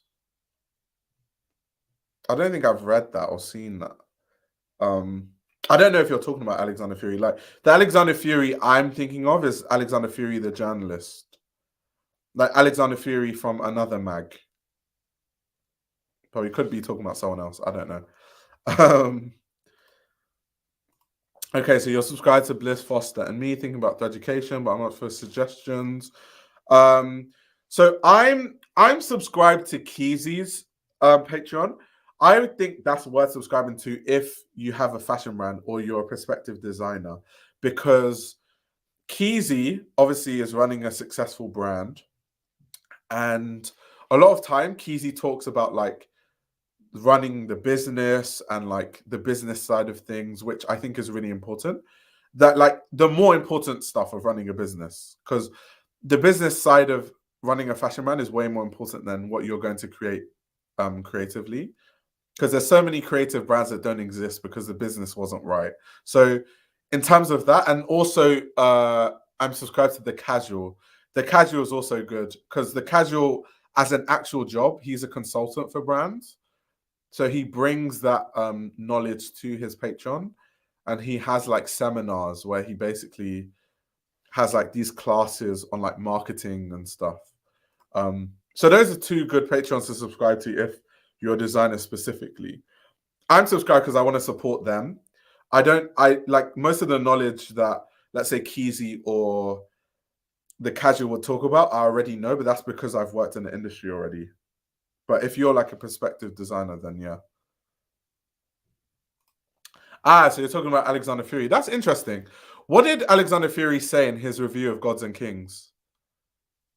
I'm just curious. I will say though, so kind of critique, and this is because I observe what everyone's doing and like I see things, I'm just like, okay, that's interesting. I've noticed that like I've seen a lot of journalists recently find like the Gods and Kings book and then see it as a Bible of like you have to like, what's the word, like recommended reading for learning about McQueen. And I would say that's the furthest from the truth. I think it's an interesting book that I've read, and I would say, yeah, definitely read it. But in terms of like what's the best book to learn about McQueen or Galliano's work, the best book to learn about Galliano's work is the book that Kerry Taylor wrote. The best book to learn about McQueen's work is the book that Judith Watt wrote. There are like at this point more than 10 McQueen books. So if you really want to learn about McQueen's work, you have to read all of them. The same thing about Galliano, because to be honest, Gods and Kings is just really gossip. It's like a gossipy book. It's like less about the work and more about McQueen and Galliano were fighting and they didn't like each other. And there was this like competition. And McQueen was at Givenchy and wanted to work at Dior. And that's where Galliano was. And there was this. If you really want to go into the nitty gritty of the actual clothes, especially with McQueen, read Judith Watt's book. And if you want to go into that with Galliano, read Kerry Taylor's book. So I find it funny when people are like, yeah, like the one book you need to read to learn about McQueen and Galliano's work is like Gods and Kings. It's like, no, that's a horrible recommendation. Oh, let's see what Leo says about his review. He basically dogpiles Dana Thomas for even suggesting that Galliano had a lot of ego before and doing Dior. It was really unnecessary. Oh my god. Jeez, that's crazy. Okay, I need to check that out. I need to check that out. So the thing is, I think that I don't think Galliano had a lot of ego before Dior. I think Galliano's ego, even if you watch like, and this is I've been reviewing this on Patreon actually. So if you're subscribed to the Patreon or you've been watching, I've been reacting to the Kingdom of Dreams series. So in a few days, actually, I'm going to post my reaction to episode 4, which is the last episode. But you can literally see, watching the documentary, how Galliano changed from before he went to Dior and after, before he went to Dior and when he was at Dior and after. Like you can see when Galliano was at Dior, his ego was through the roof. But he was humble. Before he went to Dior, he was really humble. I don't know what happened to him. I think even journalists were saying in a documentary that sometimes as a designer, you can start to believe your own hype because when you're a creative director at these brands, they don't have people like me around them that will tell them the truth and be like, yeah, that collection, I don't know, mate. Most of the people, like it, as a journalist, like for example, when I review shows for Vogue Runway, obviously I have to go backstage after the show and like look at the clothes and also interview the designer for Vogue. Now, if you just observe, just like, okay, a good example is when I was at Yoji's show, when I was waiting to interview Yoji, obviously there were like celebrities that were like talking to Yoji, and like the Adidas team came, which is fair enough. Like the Adidas team, Yoji makes them a lot of money with Y3. I understand why they'll just come up to him and be like, this collection was sensational, and then just leave. But you have too much of that. When you're a designer and after every show, everyone is coming up to you like, you're amazing. This was sensational. This was sensational. And loads of celebrities that don't really know anything about fashion, and they just want to be invited to the next show. So of course they're going to go up to the designer and be like, this was sensational. You can start to believe in your own hype very quickly. Because I'm always the only person I've observed that backstage, alongside a few other journalists, that is actually asking these designers questions that's going to make them think. For the most part, most people are just like, oh my God, that was amazing. I like how you did this. I like how you did that. I love how you did that. I love how you did this. I love that you did that. You're so good at this. And very quickly, you can start to think you're a god. And a lot of designers did have that kind of like world level ego. Like Karl Lagerfeld's ego was through the roof because of that same reason. Like Karl Lagerfeld was literally flying out journalists. Like Karl Lagerfeld, I think, flew out like Andre Leon Talley. Like there was that story in the Chiffon Trenches, his book, talking about his escapade with, maybe, okay, escapades is not the right word, but like all his fun adventures with Karl Lagerfeld. So of course journalists are gonna go at the end of the show and be like, Karl, you're amazing. The show was insanely good. Karl, you're a god. Karl Lagerfeld, you are the Lord, the Master. If somebody like Erasmus or Tom Ford went to Armani, do you think Armani would become as popular and luxurious as one of the big houses ready to wear? Yeah, I think so. I think so. I definitely think so. Because Armani is like a brand that most people respect. There's just not any hype around it. And I think all that would do is bring hype to it. There's a lot of juicy gossip in the book, which actually does reveal that privately he had a lot of ego even before Dior, especially in his business deals, although he wasn't necessarily nasty. Yeah. I mean, I've read the book twice. It's still like he had an ego, but it's not like, I feel like everyone has an ego. And I feel like when people say like the suggestion of him having like an inflated ego, like in the book, I don't think it was warranted before Dior, but definitely when he was at Dior, his ego was out of control, which is why he felt like he could do anything and get away with it. So yeah. But Galliano really transformed Dior. Would have been difficult for him to not have a big ego. Even Tom Ford, he had a big ego. His ego is so big, he started his brand 1 year leaving Gucci. Oh yeah, Tom Ford's ego. In fact, Tom Ford's ego was so big, he started to act like at a point, Tom Ford almost forgot that he wasn't the boss. Like there's a point where Tom Ford was making executive decisions because that's just how Gucci ran that time. Like they just let Tom Ford, they just gave him endless freedom. And Tom Ford got to a point where he actually started to think he was the boss. And that's when, like, I think there was a point in time when there was a point in time when Francois was like, yeah, we're gonna reel this back a bit. You're getting a bit too cocky, mate. Let's it's just so funny. Yeah, Tom Ford's ego was out of control. His ego at Gucci was out of control. I can't lie though. Their egos were out of control, but I can't necessarily blame them for, like, I can understand how that happens. And until you've been in that position, you never know. Like, I don't know how my ego would change if I was a billionaire like Tom Ford. Jeez. I don't know how I would act if I knew that I wouldn't actually have to work out of necessity anymore. I'd have to just work out of fun. Like that, yeah, I don't know how I would behave. So I can't really judge them that strongly because I don't know how I would be if, like, I was creative director of Dior and everyone was saying that I was literally a god. I don't know how that would inflate my ego and if I'd become like a different person entirely. Um,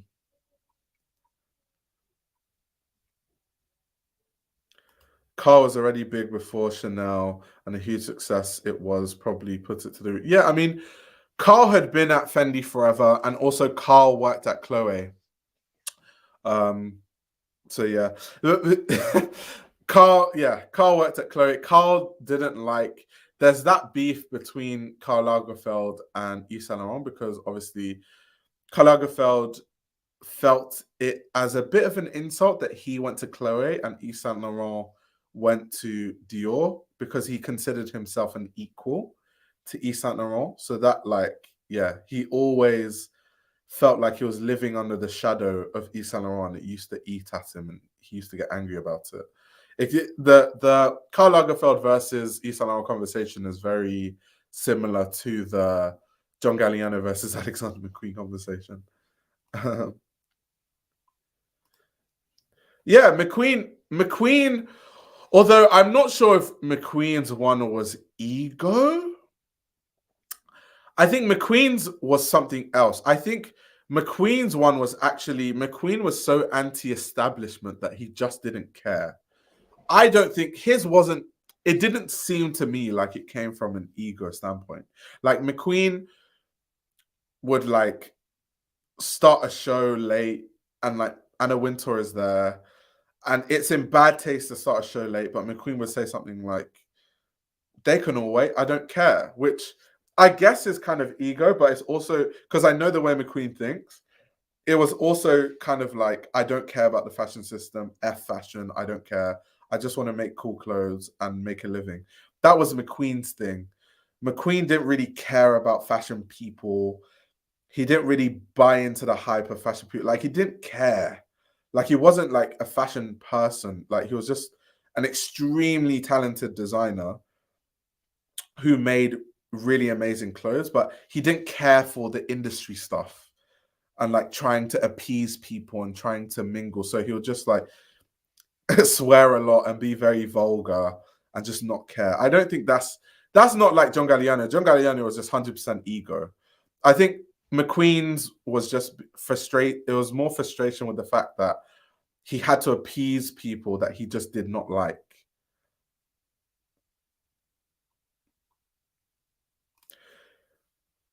Yeah. Tom Ford did have shares in Kering. Yeah, but there was a point though where Tom Ford was literally acting like he literally owned the brand, like it was his own personal brand, which is when which is when they were like, okay, bro, like let's cool it down a bit. Let's remember that you're not the person that owns this brand. He did great things though. Without him, no Balenciaga, Alexander McQueen, or Bottega Veneta and Kering. Yeah, 100%. 100%. That's why I feel like it's only right that Tom Ford makes as much money as he does because he's made other people tons of money.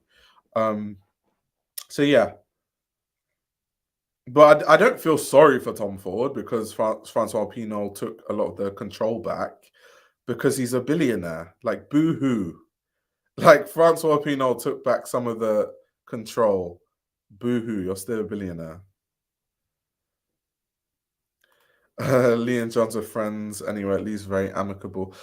They were friends, but there was a competitive streak between them, and you could see it because you could see that McQueen wanted to be at Dior, and McQueen felt like him at Givenchy was like Bernard Arnault not taking him seriously, which is why that is exactly the reason why McQueen ended up selling his brand to Kering because he felt like he wasn't valued at LVMH, and part of that was because he didn't get the Dior job. Because every designer saw the Dior job as like, as a designer, that's the job. There are some fun photos of them together at a Vogue party with Annabelle Nielsen.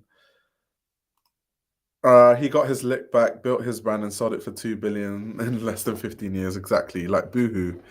Like, I'm not gonna feel sorry for Tom Ford. Like, hell no.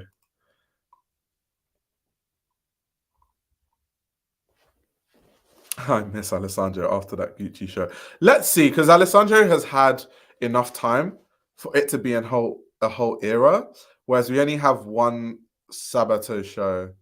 How do you pronounce his name, by the way? If there's any Italians in the live stream, how do you say his name phonetically?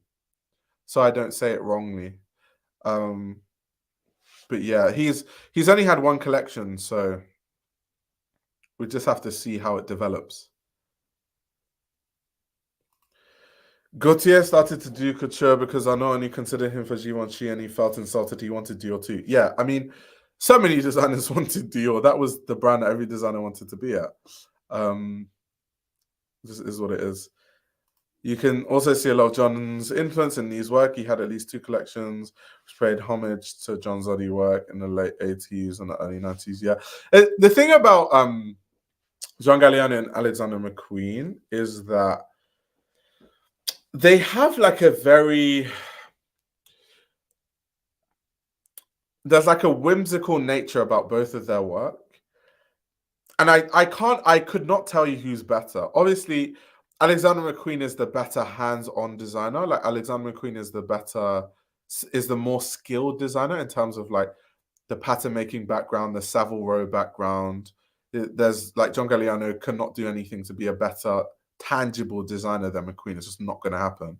But in terms of ideas, I don't know who's better. Once again, like I was saying in an earlier video, you can't really say objectively a designer is better than another, but they're just so revolutionary in what they did, that I just take both of their work and I'm just like, yeah, it's amazing that we had that era of fashion. It's just a shame how it ended, man.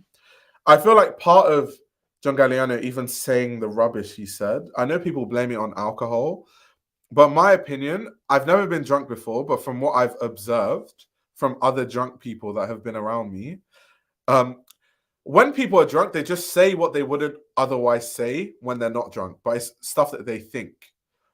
Like someone like me, if I was drunk, I wouldn't say something anti-Semitic because it's not how I think anyway. So the fact that John Galliano said something along those lines anyway, to me, just says that that's just the way he thinks. Otherwise, why would you say it? Why would that come out of your mouth? So I think part of his ego at Dior felt like he got to a point where he just felt like he could just say whatever he wanted and get away with it. And life literally punched him in the face very quickly. Like no one is above anything. Like it doesn't matter how big you are, how famous you are. If you say the wrong thing, your career and your livelihood could be gone overnight. Like that's one thing that people need to get into their heads.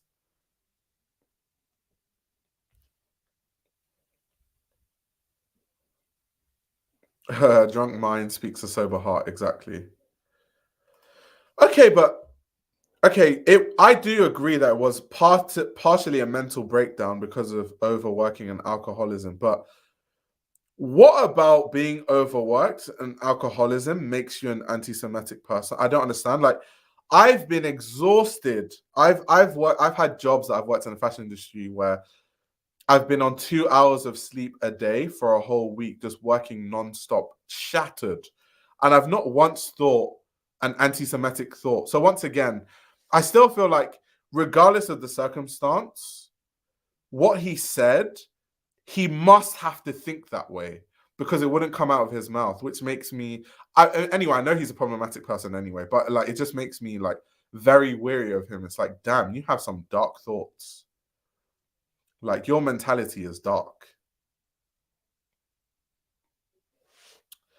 I think being drunk will allow you to say anything in order to piss someone off, even if you don't mean it. He deserves the consequences, though. Saying something anti-Semitic, I think that's a bit worse than just trying to piss someone off. Trying to piss someone off is like saying something annoying. I think what he said was like with the intent, like malicious intent. You don't say something like that unless you have malicious intent. Random question, but do you attend Fashion Week, i.e. Milan, Paris, London? I do, but it just depends because once again, I don't have loads of money. So I only attend if like, so I skipped this season, even London, even though like I'm literally in London. I skipped this season because I just wanted a break. But most times I have to pick and choose if I'm going to go to Milan or if I'm going to go to Paris, and I always like alternate between the two because I can't afford to like go, and like no one's paying for me to go unless like if I write for Vogue Runway or something. But apart from that, yeah, no one really pays for me to go, so I have to like budget it. So I go obviously London because I live here, and then I every season I choose if I'm going to go to Milan or Paris. So next season I'm probably going to go to Milan because last season I did Paris. Hopefully one day, maybe the Patreon gets big enough to where I can then go to Milan and Paris every season. But for now, I just pick one or the other.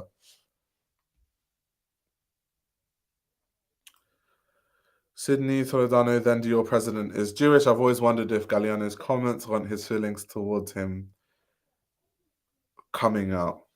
Oh, yeah. Oh, that's twisted. That's really twisted. How much creative freedom would you say a creative director would have in their debut collection to fully express their vision at a brand so big like Gucci? Like it feels so risky and that there's so much at stake. Exactly, especially now that Gucci is their revenue is dropping, there's even more at stake. So that's why I said I've been reiterating this the whole time, but like it's a debut collection. You can't really judge too much on a debut collection because there's so many moving parts. What I do like about this debut collection is you can start to see a vision and an idea of what the future of Gucci is going to be. That I do like. So I'm just really interested now to see how it's built upon. Because I remember when Matthew Blazy had his Bottega debut and people were saying the same thing, like, it's a bit pared down, it's a bit basic, white vest, denim. But now we've seen that same look developed. Now everyone's like, oh, Matthew Blazy at Bottega is like amazing. So let's just give it time. I'm not one to judge a whole designer based off a debut collection. The CEO quit to you. Crazy how that brand is perpetually in crisis. Yeah. The brand is in dire straits. Is it me or New York Fashion Week or London Fashion Week feels more and more isolated? Yeah, that's because so basically what used to happen before, Fashion Week was better spaced out. So buyers actually had time to go to New York, then go to London, then go to Milan and go to Paris, like do the whole line. But what then happened was more fashion weeks became relevant, like Copenhagen Fashion Week, and then it meant that it was too much traveling, and now like travel budgets of a lot of magazines have gone down, so now magazines have to prioritize where they go. So of course they're only going to go to Milan and Paris. So because the buyers go to Milan and Paris, then the designers go to Milan and show at Milan and Paris because they need to show their clothes in front of buyers. And even a lot of designers that show in London, immediately they're done with their show in London, they go straight to Paris and set up a showroom because that's where the buyers are going to be anyway. So they need buyers to be able to see their clothes in a showroom. So that's why now there seems to be a bigger focus on Milan and Paris. It's like the ripple effect of like journalist budgets going down and then them having to pick and choose where they go, and then them going to Milan and Paris, and then the brands follow suit, and it's just like a ripple effect, basically. Which is, it seems like New York and London Fashion Week now have been like left to their own devices in a way. But it's kind of fun. Like I love London Fashion Week. I've never been to New York Fashion Week, but I love London. It's like really creative, really experimental ideas, way more interesting than what all these like big luxury brands do. Definitely. Yeah, people come to London for Burberry and Jeddah runs, and they go to New York Fashion Week for Ralph Lauren. A lot of brands that have international markets. It's weird. Yeah.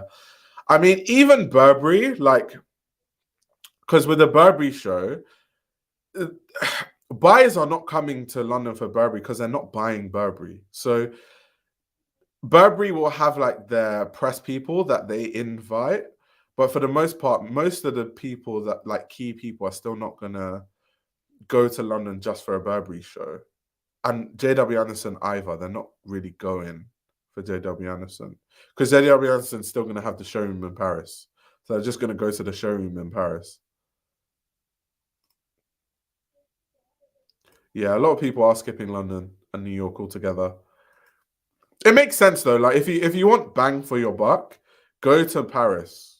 If you want bang for your buck, I like going to Milan from time to time because it's just a different scene. It's cool. It's different setting. But yeah, Milan is packed. Paris is packed. Young brands and established brands have their voice. I feel like London Fashion Week and New York Fashion Week is good for social parties, but the fashion, yeah, it's also a lot of because like if you're an up and coming brand, like brands are showing back to back to back to back. And if you're like because you can't go from show to show. I remember I had an Amiri show last time I was at Paris Fashion Week. I had an Amiri show, and the Yoji show that I was reviewing for Vogue Runway was 2 hours later. So I was like, oh, I've got loads of time. The Amiri show was like over an hour late. So by the time I got to the Yoji show, it was just in time. So whatever show was in between, obviously I missed it. So sometimes if you're a smaller brand and you're in between two big shows, if one of them runs late, everyone's going to skip your show. So that's another thing. Like you're competing with like behemoths. So if you want to be seen, it is kind of good to have New York Fashion Week and London Fashion Week where the competition is a bit less. So yeah, someone's asking me my take on Berlin Fashion Week. I've never been, but I've seen like some interesting brands from Berlin Fashion Week. I definitely want to go at some point. I can't. It's not like I can't afford it, but I can't afford to travel to so many places in a year. So if I'm going to do it, I'm going to go to Paris or Milan because it's like bang for my buck. And I already live in London, so I don't need to like pay to come to London. So that's why I haven't been to Berlin, but soon I will go. Copenhagen is somewhere I really want to go for Fashion Week. I really want to go to Copenhagen Fashion Week. So yeah, those are two places I really want to go. Do I have a signature fragrance? Not really. I'm really with me, fragrances is all about mood and how I feel in the moment. So yeah, but I'll say okay, let me say the fragrances I tend to use the most in my collection is either Nishane Hassivat or Grise Dior. Because they're just like the reason why I wear those the most is like they're kind of nice. Most people will like it. It's kind of pleasant to most people. Then I have some like obscure fragrances that I just wear like on occasion. But if I think of like what do I wear like day to day, it's probably Grise Dior or Nishane Hassivat. Oh, so it's pronounced Sabato. Sabato. The rest is like you read in English. Interesting. One thing I do love about Italian is it makes sense from phonetically, like the language makes sense in terms of like how words are pronounced. It's quite easy to like get to grips with it versus like Spanish or French. Sabato. Jacques Moose cracked the code. He has built a 200 million IG brand. Yeah. How do I deal with brands discontinuing my favorite fragrances? Oh, that's a really good question. I think so. When I know a brand is going to be discontinued, like Dior Privé are quite open when they're about to discontinue a brand. I just like stock up, and then I like cherish it and like use it slowly, and then when it finishes, it finishes. Like there's nothing I can do about it. It is annoying when like you love a fragrance and you're like, why don't people love this? Because clearly the reason why it's being discontinued is because it's not selling. Unfortunately, but yeah.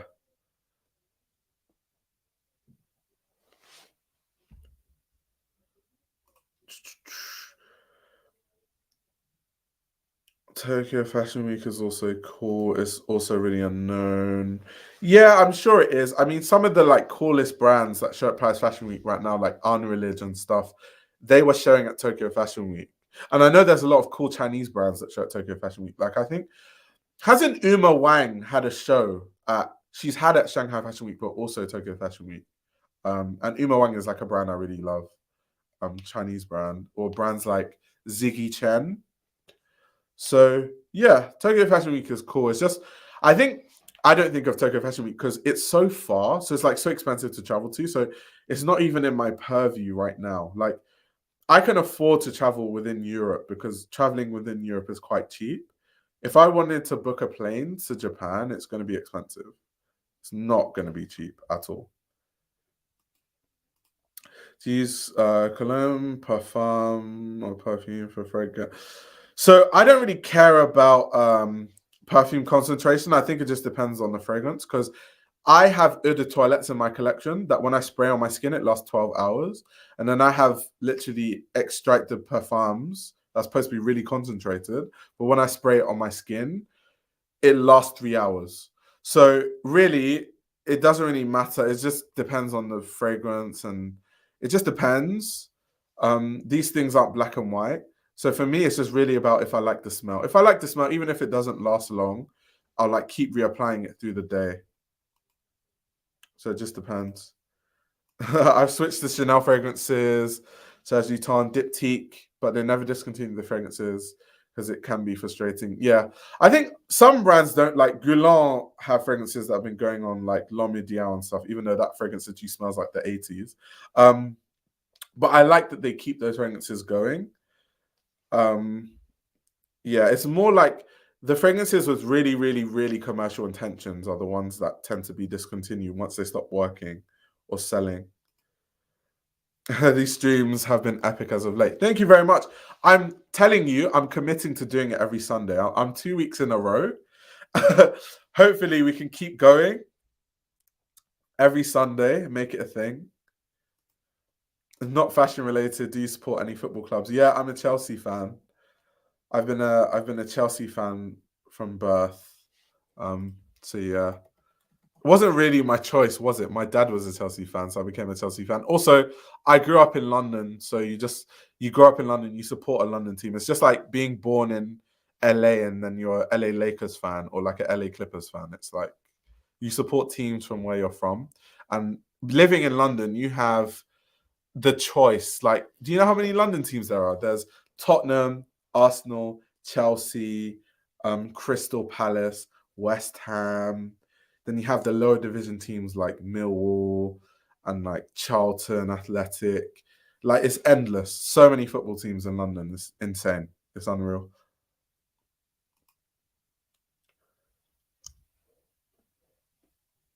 Oh, it could be fashion later because football kits are in.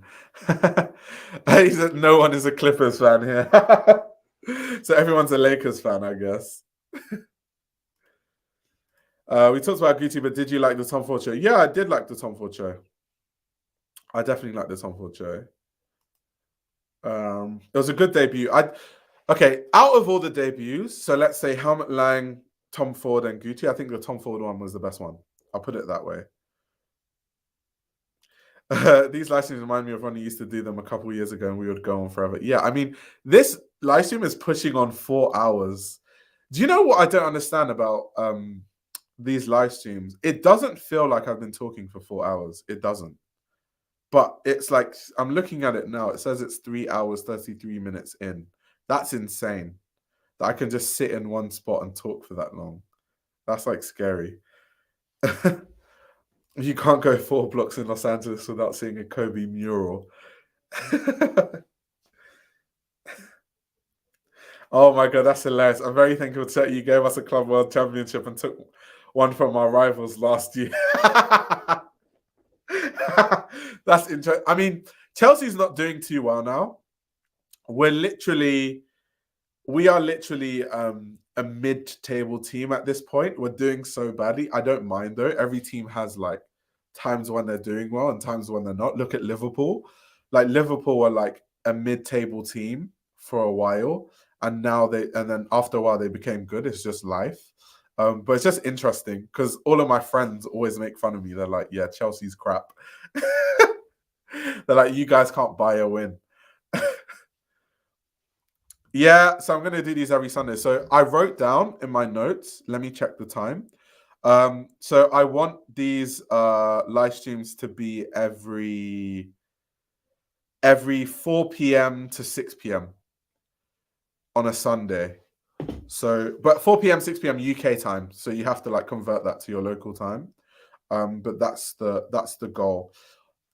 So yeah, I want to commit to every week. The only weeks I'll not commit is if like I have to travel for work, which sometimes happens, journalist life. But outside of that, yeah. What's next Sunday going to be at? I don't know yet. Because with the live streams, I always think to myself, should I talk about a runway show that everyone's talking about, or should I talk about a news story? So should I talk about if I think Phoebe Philo's collection is going to be good, or should I talk about the latest Tom Ford collection? I don't know. But I will decide that midweek. By Wednesday, I would have decided, and then you'll like see the notification for like the next live stream. But yeah, I want it to be a thing because I feel like if people know that I'm going to live stream every Sunday from 4 to 6 UK time, it can become a thing where people are like, okay, it's Sunday, let me just tune in. Because it becomes like an actual consistent show, which is the long-term goal. I want to buy the Jamaica Wells Bonner jersey. Yes, same. Unfortunately, I just don't have unlimited money. There's a lot of football jerseys I want to buy. I want to buy the Martin Rose England jersey. I want to buy the Wells Bonner Jamaica jersey. And I want to buy the Lego Space Program Nigeria jersey. That just shows you how many good designers are like designing football jerseys. Start with a runway review and then expand. Yeah, I think sometimes I don't want the lives to be too long. Obviously, the last one I made sure was snappy, the Helmet Lang one. This one, I'll just leave it up as like 4 hours. Who cares? If you want to watch for 4 hours, good luck to you. Kudos to you. But yeah, sometimes I don't want them to run too long because I think of like the playback value. Like I think of like people that are going to watch it back. And if it's easy to watch back, and if it's too long, it's not the easiest thing to watch back. Although I say that, my most viewed live stream, let me have a look. I remember seeing this. I mean, like, this is so weird. 1 sec. I remember, yeah. So my most viewed live stream has like 40,000 views right now. And it's a 4-hour live stream of me talking about Alessandro Michele leaving Gucci and Raf Simons closing down. And it was just like me having a long ass conversation about those two things for 4 hours. And it has 40,000 views. I'm like, who the hell is watching a 4-hour live stream? That has more views than my actual videos that I sit down and spend time to edit. Like, that is so weird. I don't know why people keep watching that video. It's just so strange.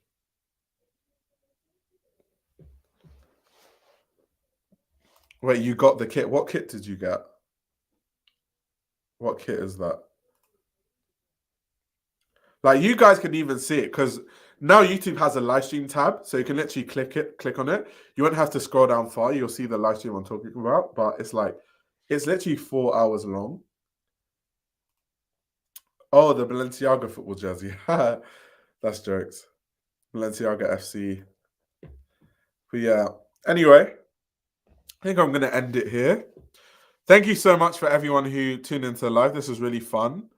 I'll be back with the next live stream next week. Hopefully we can make this a consistent thing and just like a hangout and we just talk about fashion, have fun. But yeah, thank you so much for everyone that tuned in. Always appreciate it. And I'll see you guys next week. So yeah.